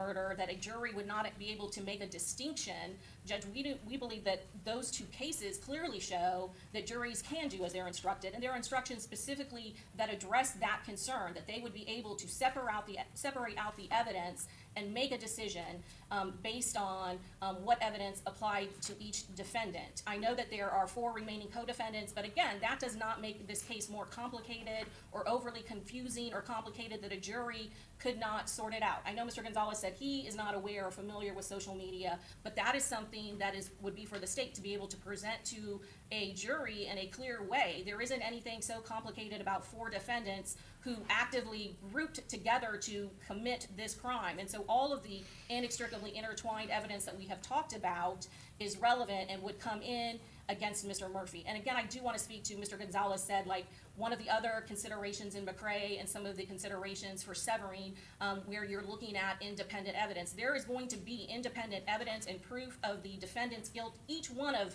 the defendant's guilt, how they are responsible and tied to this crime, including, which Mr. Gonzalez forgot to mention, the fact that the defendant is the one that actually obtains one of the suspect vehicles, the silver Chevy Cruze. We know exactly how that vehicle is obtained, and it is, again, through a connection that Mr. Murphy has, that his particular client has, that he's the one that obtains it. That vehicle is driven down to Tampa. It comes in tandem without going to all the facts that Your Honor knows. That is just one of the pieces of evidence, as well as that video footage that is similar clothing worn by that individual. And the fact that all of the crime, all of the surveillance is captured on video, that is admissible against every single one of them. And the circumstantial nature of the case and the fact that they are principals, all of that evidence is going to come in, including evidence of the defendant's gang activity, which is not just based on hearsay or word on the street. There is documentation of those He the only one writing. Him and Alicia was the only ones in there writing. acts that occurred in videos, that those rap videos. He about to get off. If anybody get off of this case out of them 4 dudes, it's going to be him. He's definitely snitching. Who y'all think ratting? Phoenix say, yo, salute to the fam. Who ratting?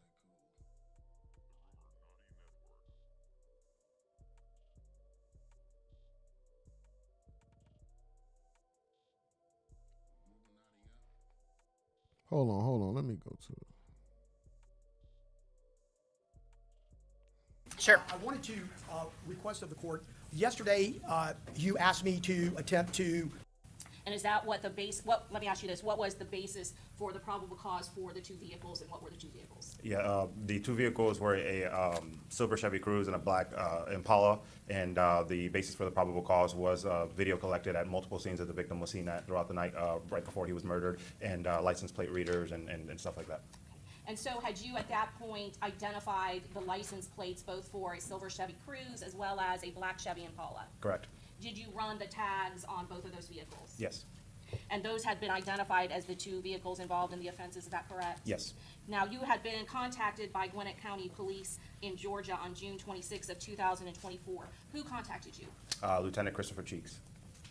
And what did he brief you as to that particular? That boy look like he telling already, don't it? Look at his face. Look at his face as opposed to Rashad and Davion Murphy's face. This nigga is definitely already if they might be considering telling, this nigga here already trying to get some work done. Already. Vehicle. He briefed me that the Silver Cruise was hitting off of license plate readers in their area and that he was closing in on where he believed the vehicle was. And then he kept me updated and eventually told me that he found the vehicle. And when approximately did you get alerted that the vehicle had been located? Between 5 and 7 a.m. on the morning of June 26, 2024. And when you got that information, were you given details as to whether or not any people or persons were located within the vehicle at the time the vehicle was located? Yes, I was told that the defendant, Rashad Murphy, was driving the vehicle when they attempted to take it into custody, and then he resisted by trying to run away from it. Was he taken in custody and arrested by Gwinnett County Police Department? Yes. And that was based on unrelated charges, is that correct? Correct. Has nothing to do with the homicide here in Tampa? No.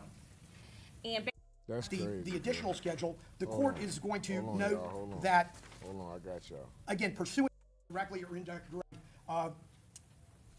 evidence that in my mind is as inextricably intertwined, evidence that in my mind is neither directly or indirectly tied to Mr. Murphy. To the contrary, it seems that this is a documentary of a This the softer of the two brothers. It look like his big brother got him into this shit. large amount of pre-act evidence that utilizes a lot of inference in order to be called purported evidentiary connections. Essentially, the state's introducing and linking co-defendants to prior bad acts in support of a group narrative theory. The prejudice that requires severance in this case doesn't really arise from a single evidentiary issue. It's more from a cumulative effect of multiple categories of evidence, which I will bring to the court's attention. And certainly the state's theory of guilt depends on presenting these categories as a collective proof of an ongoing gang war, inviting the jury to infer intent, motive, and participation by association rather than by individualized proof as to each defendant in and of themselves. Specifically, I think the state's going to rely on 5 essentially different types of evidence. Violence linking co-defendants, Mr. Gathright and Mr. Chance, to a prior attempt on Foolio's life. Mr. Gathright and Mr. Chance. So are the Murphys working against Gathright and Chance? Hold on.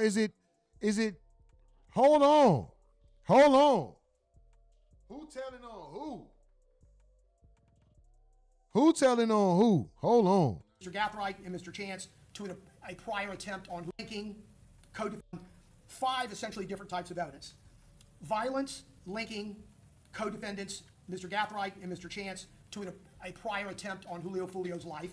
A large volume of physical evidence that links, again, Mr. Gathright and Mr. Chance, but not to the defendant. Pre-conspiracy and post-offense statements that are linked to Mr. Chance, and also as it relates to the prior attempted murder. Celebratory statements that occur post-murder that are allegedly made by Davion Murphy, and at one time attributed to Mr. Rashad Murphy. Everybody working against everybody. Oh, wow.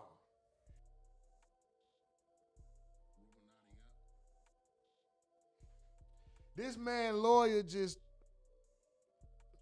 And then an extensive amount of gang-affiliated evidence that materially differs in scope and reliability and probative value as it relates to Mr. Chance and Mr. Murphy.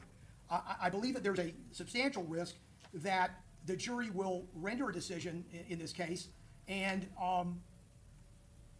not be able to contextualize these inferences as it relates to that individualized proof. And I want to go over the types of evidence that I anticipate the state attempting to introduce. I'm going to dispense with a factual basis of the case. The court's well aware of the factual basis, although I will suggest to the court that the conspiratory time frame in this case is June 21st of 2024 through June 23rd of 2024. It would And that's what's alleged in the indictment, Yes, correct? Judge. I don't believe that there's any evidentiary link of any type to establish any relationship between Ms. Andrews and Mr. Murphy, or Mr. Murphy and Mr. Chance, except in happenstance type circumstances. We're talking about historically. Okay, the lawyer, damn, that's a hell of a pause with his eyes rolling, right? That's crazy. The lawyer's job is to get his client off, no matter what, right? What the client does have to agree with the motives.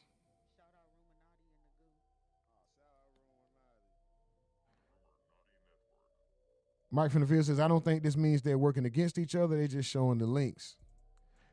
Nigga, if my lawyer is saying, how am I not working against you if I say shit? Mike from the Ville, the one who texted out, we stole the car. Before we left, we saw Mike from the Ville post on IG, might steal a car today. And my lawyer saying, well, Rumor didn't text that. Mike from the Ville was the one who texted it. Like, I get it, but it's still telling. You throwing him under the bus, bro. Damn, that's crazy. First of all, Judge, there's evidence, as we talked about, of prior acts. And the motive, obviously. What I was saying, because that just goes hand in hand with what I was saying, though. The lawyer's job is to get his client off by any means. All right, plain and simple. He's going to sit down and tell his client what's in his best interest, what he can say. And of course, he's going to say, this isn't you telling, this is just us agreeing to the evidence that's presented. Your brother made the phone call or the text message. You didn't. So that's something that they could hold against him, not you.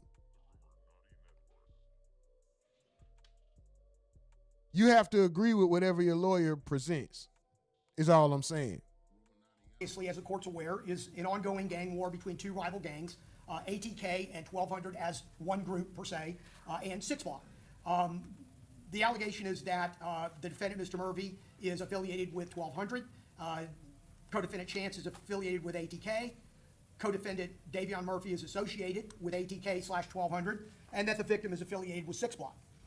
To establish the nature of that gang war, the state intends to introduce a large volume of evidence that relates to a number of prior shootings and prior killings, most of which are unsolved, and none of which relate to the defendant. 2 of those particular prior acts are the October 6, 2023 murder of Antonio Tilley and the attempted murder of Foolio on October 7th. It would be my contention that there's no evidentiary link between Tilley's murder and Foolio's attempted murder, that the state intends to introduce testimony and argument that Foolio was shot in retaliation for Tilley's murder. It's anticipated that the state will utilize multiple detectives who they will suggest to the court, to the jury, are experts regarding that both Mr. Gathright and Mr. Chance are suspects in Foolio's attempted murder of October 7th, 2023. The defendant had no relationship to Tilley or to Foolio for that matter, and there's no evidence that he was connected to either of those crimes or either of those offenses. And they are, in fact, especially Foolio's murder, attempted murder, unsolved to that extent. While Tilley was shot by Jacon Mills and another unnamed co-conspirator on the 6th of October 2023, he had been flagged as a member of ATK, and Jaquan Mills was not affiliated or documented in a gang. Law enforcement believes, and this is pursuant, everything I tell the court is pursuant to sworn testimony, which I've supplied to the court in the form of depositions at length of every one of these detectives. I have them. And to the extent that law enforcement in that sworn testimony believed that Tilley's death was a contract killing. And however, those underlying circumstances regarding those who are responsible are apparently still under investigation and are largely speculative. Uh-oh. People still under investigation. They're still under investigation. This shit is crazy. Big homie says Davion was the one online talking crazy when they were looking for him, right? Wasn't that the last one left?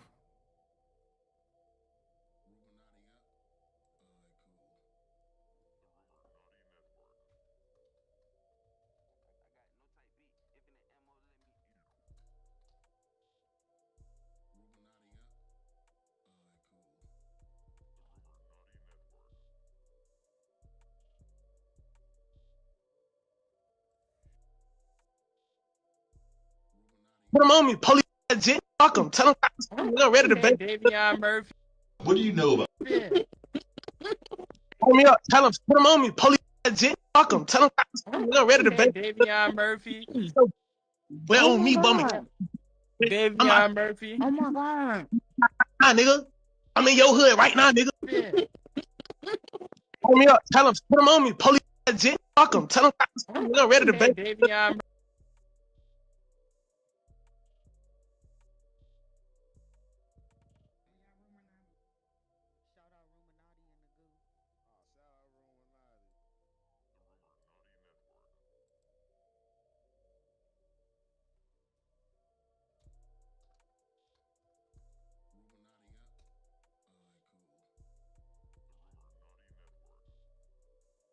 That bitch ass nigga, you just ready to get mad. You hear that? That nigga say shh.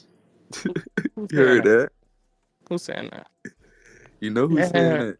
Hey, Davion Murphy, get off the bases. Fuck, nigga. I told your ass you got one more time. Bitch. Little bitch ass nigga. I'm gonna help them do their job. Tell you, little bitch ass man. You need help. Oh, Yeah, bro, the happiest have I ever been. Oh my God. Well, that Oh my nigga God. won't. Cracker gonna, hey, the cracker gonna tell you, watch your head, little shoe. Just turn yourself in, bro.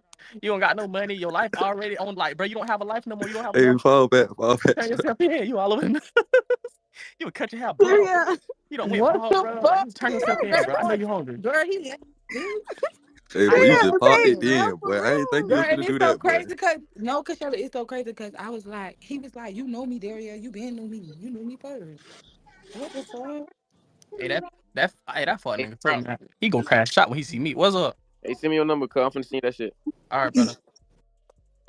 Yourself, I know you home. Call and tell you what just happened. I accept your apology though. For sure. Man, I'm gonna have to call and tell you what just happened. I accept your apology though.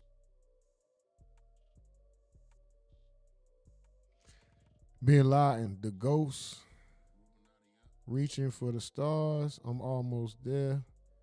Out my mind, bitch. I'm cuckoo. Okay. I wonder is that sure. him? Because they were saying, listen, this account was down where in he the stay listening. at. Okay, we busting. I seen that one coming, boy. I ain't even gonna lie, boy. He kept fucking with me. I told that nigga leave me alone. Oh, bitch. Nah, you was gonna do it regardless, though. Well, I swear to God, I had really left him alone, but he got me fucked up. Keep on fucking. I see why TK left. You say what? Davion Murphy. Well, on me, bummy. Davion Murphy. I'm ready to bang. Davion.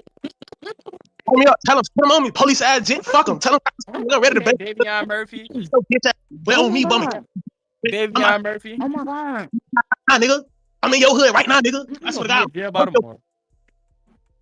I'm gonna make you crash out. I'm gonna make you crash out. Fuck, nigga. Well, man, I've been in the shadows, man. I ain't that bitch ass nigga that strap. I swear to God, I'm stop. Davion, bro, I'm stop. fold you, boy. I'm gonna make you crash out, Davion I'm gonna Murphy. fold you, boy. That's on spaz, boy. I'm gonna fold you, boy. Bro, get off here, bro. I This know. shit, You bro. crash out, little Davion Murphy. I ain't going nowhere no time soon, bitch ass nigga. Bro. I'm gonna make you crash. I'm gonna make you go to jail. Fuck, nigga. I'm outside right now. Tell him I'm on 13th, nigga. I'm outside, standing outside right now, bitch. Bro, shut your police ass up, boy. You wanna die. I'm gonna kill you before you go to jail. Turn this shit up, man. Tell them cops, come on. Do that. I'm finna drop I want you to get in the shootout with the police. You gonna shoot at them if I stand around there? You gotta shoot at the police. That's some police ass shit. Man, I don't give a fuck. Fuck that nigga. That nigga deserve to die. Bitch, you know what I went through, bitch. You don't know my pain, bitch. You better shut the fuck up. Man, Oh, that nigga, nigga fuck deserve you, to bitch die. ass nigga. You still the police? Bitch ass, hoe, you talking, hoe? Get the fuck out my chat, And I bitch. hit at your ass, hoe. You tripping, Man, bitch. fuck you, bitch ass nigga. I ain't scared of you, stop ass nigga. I send Davion to come grab your fuck ass I right do, now, hey, bitch. hoe, I do it to you in 3 minutes. Hey, back to you, Davion Murphy. Fuck, nigga. Hey, I want you to crash shot, fuck, nigga. Crash shot, fuck, nigga. Hop on 295 with 4 choppers right now. Yeah, And this go to shit your getting express. too serious. Don't say my name right now. Hey, Davion, go I-95 and do 100 per hour with 4 Draco through this bitch. They got to bury your head. I was about to tell you. Davion. I don't like that nigga, What's bro. Like, wrong? they could have left. Oh, they sent him back down, No, so I you know, guess he ain't gonna speak no texting more. me little shit. Why? I'm gonna get you. I want you to go to jail. Cap dollar sign. Make you go to jail, fuck nigga. You gonna die in prison up the road. Go listen to that. Tonight. Don't worry about it. I found out about it. Davion, I just know Ratchet TV is calling JSO tonight. Your bitch ass going to jail, my nigga. Your shit finna get hacked into. Your ass is going to jail, you bitch ass nigga. And if they catch your ass, I hope they slump your fuck ass, you bitch ass nigga. What Ratchet Fuck TV? Davion Murphy. Yeah, Well, fuck why you Davion keep Murphy, tweeting nigga. Ratchet TV? My people told me to come over here because that nigga was on Spaces. They said Davion Murphy, the fifth shoot. Post it. Oh, Cause that's Nigga control. fucking out the room. Yeah, that's control. But Koala. Girl, I don't know. I was sitting on here. I'm scrolling on my phone. I hear Strap say, Oh, so he ain't "Yeah, say bitch, nothing that's you else. on that page." Man, they kicked that nigga down. Yeah, y'all. Guess they told that nigga to stay in Dallas or something. I don't know. Shout out. But yeah, this shit here crazy, bro. This whole shit. Yeah, let me just show y'all. We had all that tendonism shit, but we finna get up out of here, man. We had all that. We'll get to that later. Yeah, we had that shit. Again, Foolio's murder, attempted murder, is unsolved. To establish a link and to support the theory regarding the motive, the state intends to introduce evidence related to Chance and Gathright. During the investigation, there are... And this is where is Rashad Murphy's fat ass?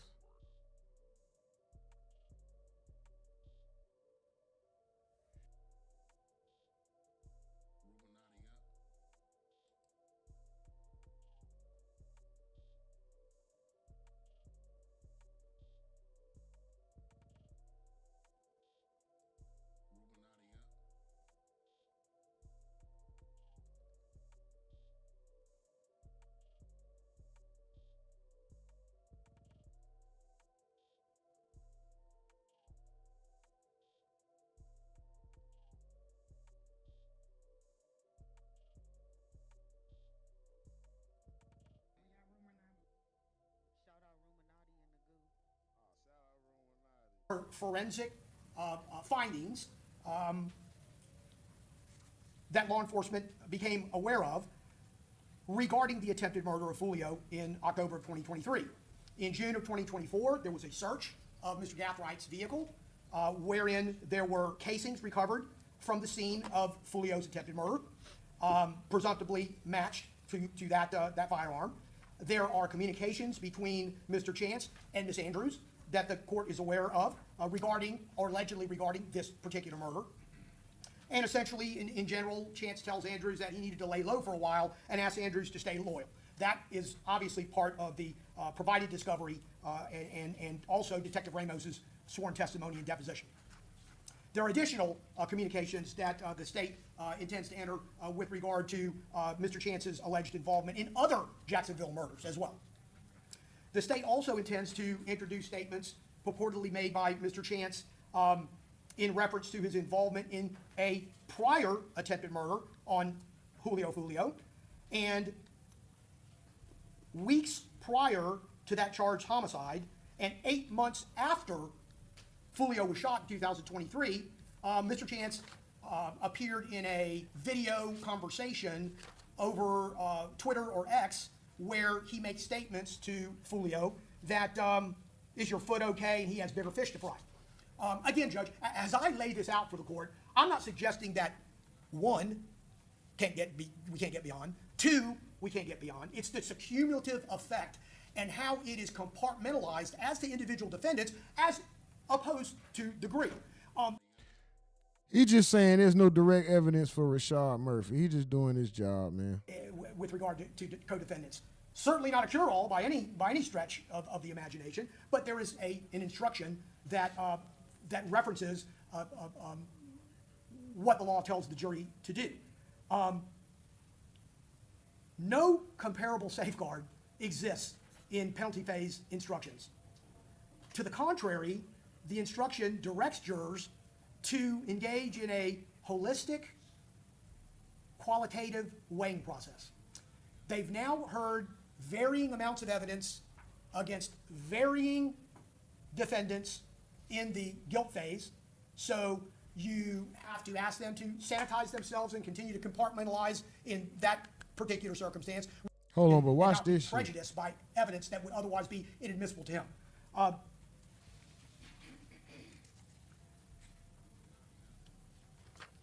I have suggested to the court that if you are not convinced that severance is proper, that we need to have separate juries.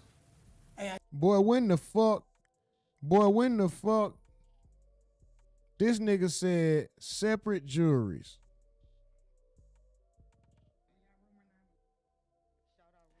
One more like could get us to 40, guys. One more like could get us to 40. Separate juries. Separate juries. How often has that happened? 4 different juries to sit and try, to sit and listen and make the decisions on 4. Come on, bro. I highly doubt that they're going to do that. I have suggested to the court that if you are not convinced that severance is proper, It's possible. that we need to have separate juries. And although I don't think that's a cure, and I think I might be the only person, and I could be wrong, that tried a case in Hillsborough County with 3 juries. I know there's been many, many times that there have been 2 juries.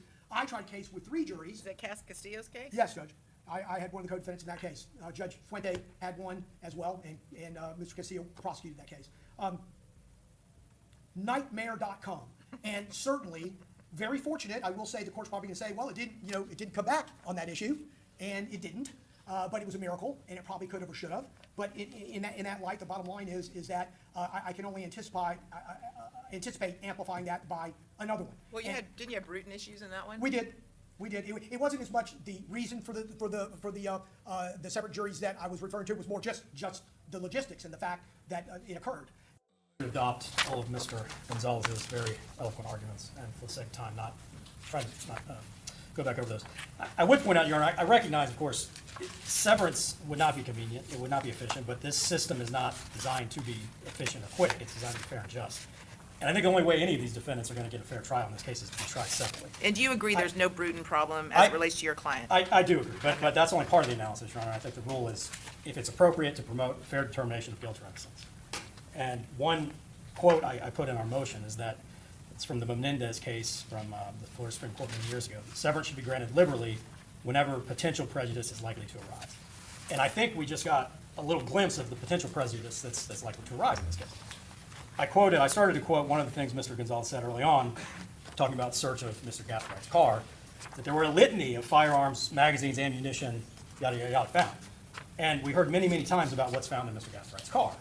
And I'm not suggesting Mr. Gonzalez by any means is doing anything inappropriate. He's effectively advocating for his client. Correct. But in doing so, he's now essentially implicating Mr. Gathwright. I know, but the courts have said that's not enough to get you a severance. Just because you're pointing fingers at each other, that's not enough. Well, I think it's a case-by-case basis. Correct. And I think that it really depends on each. Who said they wasn't pointing fingers at each other? I told you.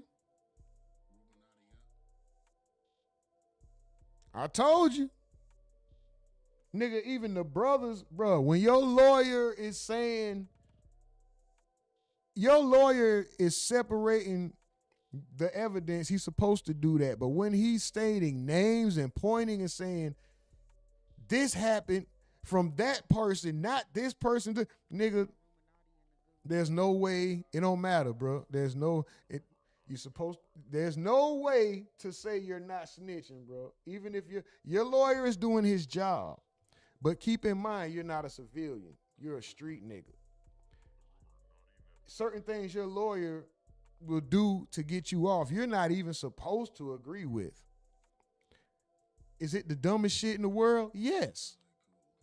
So it's going to commit that homicide. Like, all of that shit is stupid. Being involved in the street is all dumb. The rules, so-called rules that people break every day to the streets are dumb. The entirety of it is, all of this shit is stupid. But by quote unquote street rules, all them niggas snitching, they're working against each other, bro. Individual case and the circumstances. And we have 4, I would suggest, very differently situated defendants.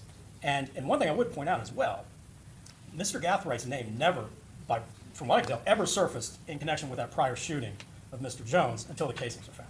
So it's not like, he's being investigated by Jacksonville. I was going to mention in a moment, but none of these Jacksonville deputies even knew who he was until Tampa contacts them. But now, obviously, as we see, Mr. Gonzalez is going to be bringing up, as he rightly should, that his client has nothing to do with this other investigation. And that really brings up an issue that's probably individual to Mr. Gathwright, because he's a little differently situated in that he has no connection at all to this gang. We took a week's worth of depositions of Jacksonville officers. I believe they're all detectives.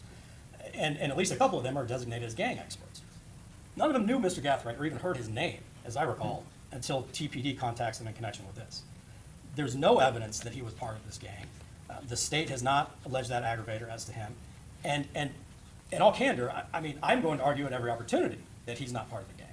But the risk we run, number one, that I think raises issues to the other defendants, but the other risk we run, like the Hernandez issue, is that, and I took a quote from Hernandez, but I believe that the issue they were concerned about was that the jury, when they're looking at the prior acts of the brother that come in against the co-defendant, the jury certainly could have attributed to Hernandez as a possible participant in these acts, and that may have contributed to the verdicts of guilt. That's what I'm concerned about here, is that they're going to hear, and I believe it's frankly going to be a feature of the trial, the gang connections and the drill rap videos that Mr. Gathwright has nothing to do with. They're just going to assume, well, he must have been in this gang. He must have taken part in all these alleged prior acts. And if he were tried separately, maybe there'd be some evidence of the gang connection. Frankly, I would probably want some of the evidence to come in. Because again, he's not part of that. And that is the motive for this whole alleged homicide. But the problem in the joint trial, I think, is it's going to become a feature. We're going to see all these drill rap videos, I expect. We're going to hear from gang experts about this gang. The jury's going to have to compartmentalize that, hopefully see that he's not a member. But the risk, like the court was concerned about Hernandez, is that they're going to just assume, well, he must be, because we've heard all this evidence.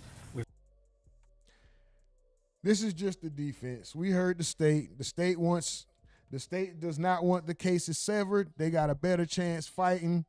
They got a better chance clapping all of them together, grouping the evidence together, showing group motive. They got a better chance at clapping them like that. Of course, it works better.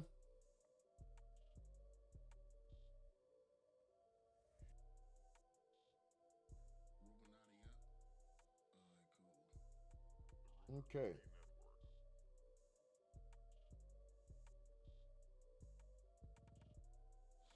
But yeah, right now this is the core argument right here, the severance of the cases. So I'm assuming they'll figure this out before April. The case is supposed to start in April. These guys want their cases separated. They feel they all have better chances. Everybody's lawyer is pointing the finger at each other, which hey, just don't do crime. Be a civilian. Do the right thing. Go to school. Go to the armed forces. Go to the police academy. Go be a firefighter. Go be an accountant. Go be an entrepreneur. Go be a dog catcher.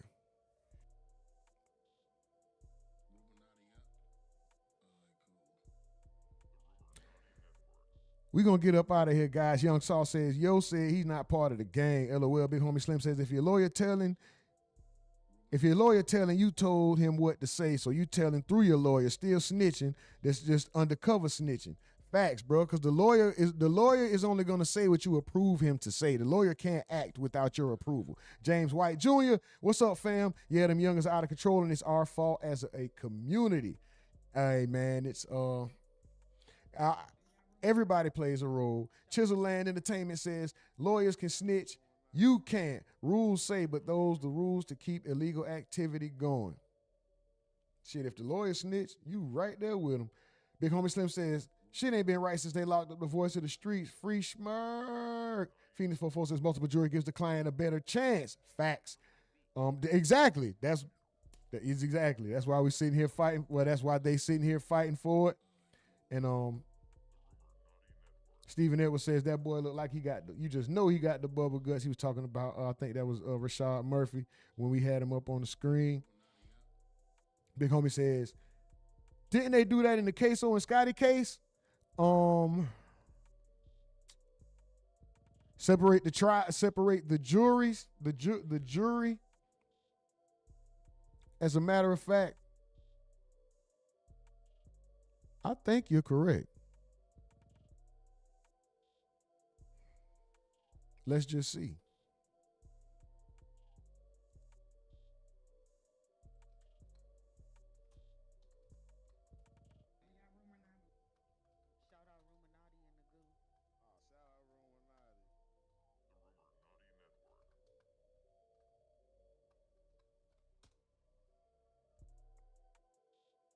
Yes.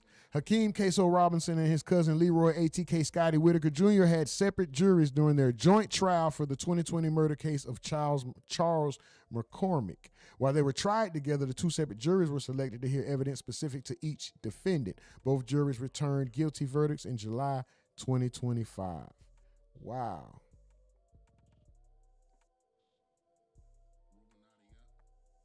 You was right, big homie.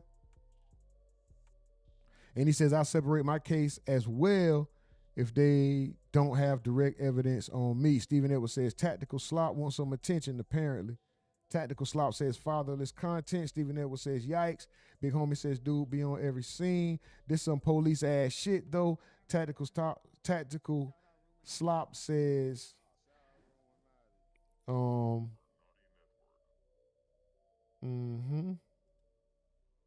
worry about you, brother. We don't do bias and discrimination over here, Tactical Slop. Mel says, okay, I was washing my hair. What's up? I heard my name. Big homie says, well, that answers my question. Phoenix says, hi, yellow gutter. Big homie says, Davion was the one online talking crazy. Oh, yeah, we was looking for him, right? Yep. Yes, sir. Yeah, we can get you right up out of here, brother. We ain't doing that. I don't know what's wrong with these guys. Shout out to y'all though, man. Shout out to y'all. Make sure y'all know. Make sure y'all join the RUMORNATI Live, man. This channel right here, RUMORNATI Live. We need to get them subs up. We need to get 1,000 subs, guys. Please get over there and subscribe. We need to get to 1,000 subs ASAP. But we can get more into this case, but I want to watch this Black Sam interview. We're going to watch the Black Sam interview on RUMORNATI Live later on today. Maybe in about 2 hours. Make sure I'm not subscribed to my own channel. Make sure you subscribe and make sure you turn on all notifications right here on the RUMORNATI Live, on RUMORNATI Live. We will be going live there today. Turn it on, guys. Turn it on. I think we're going to go at 3 o'clock. Of course, that won't necessarily be the basis of the content for that channel. That's just, we got to put some work in over there to get it monetized. So for beginners, we're going to start doing one-offs over there. But shout out to y'all. We're going to go ahead and get up out of here, man. I appreciate y'all. I definitely appreciate y'all rocking out. Where we at? Oh, half the day gone. We done got through half the day, man. Shout out to y'all. Super duper salute. You know what I'm talking about? We're going to get up out of here, man. The livest chat in the game, man. Most aggravating chat in the game.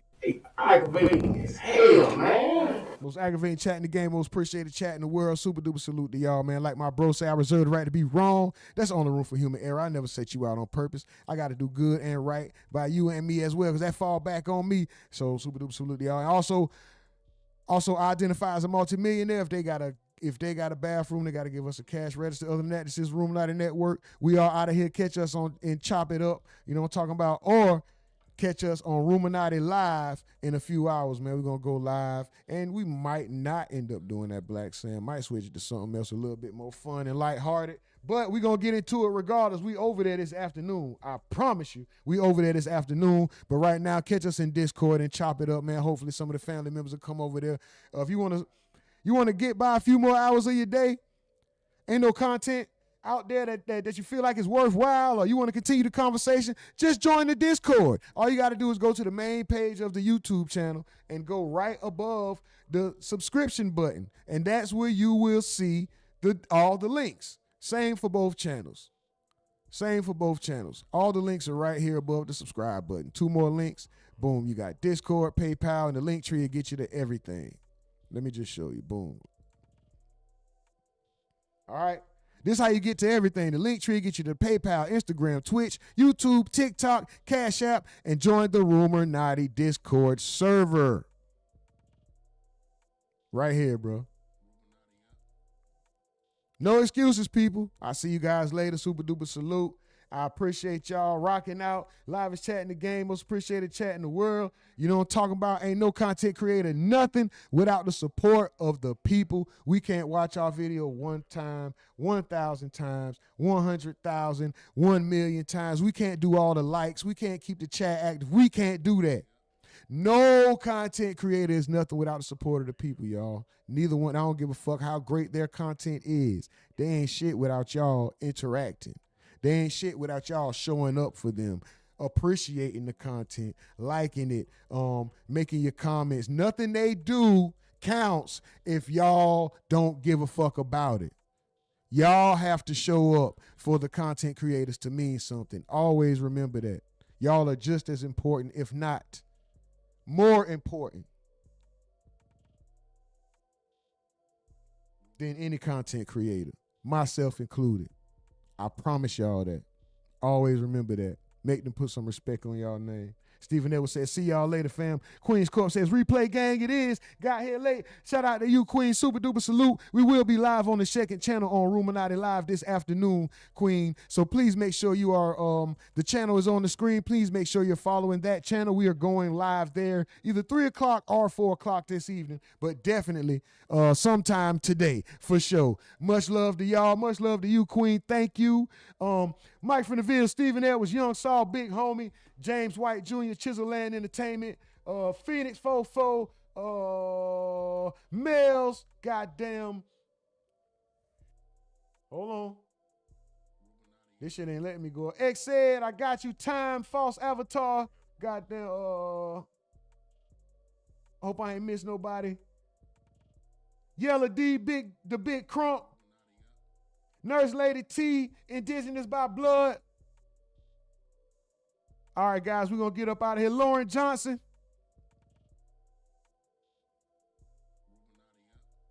Deborah Temple. All right, guys. That's as far as it let me go, and them all the same names. Bo Riddle. That's about it. All right, guys. We out of here, man. Super duper salute to y'all. I appreciate y'all. No content creator is nothing without y'all. You know what I'm talking about? No Pecky. No Pecky. No Shuggy. No jelly. Nothing. No Shuggy. What the fuck is Shuggy? Semen and salt. Shout out y'all, man. This is RUMORNATI Network.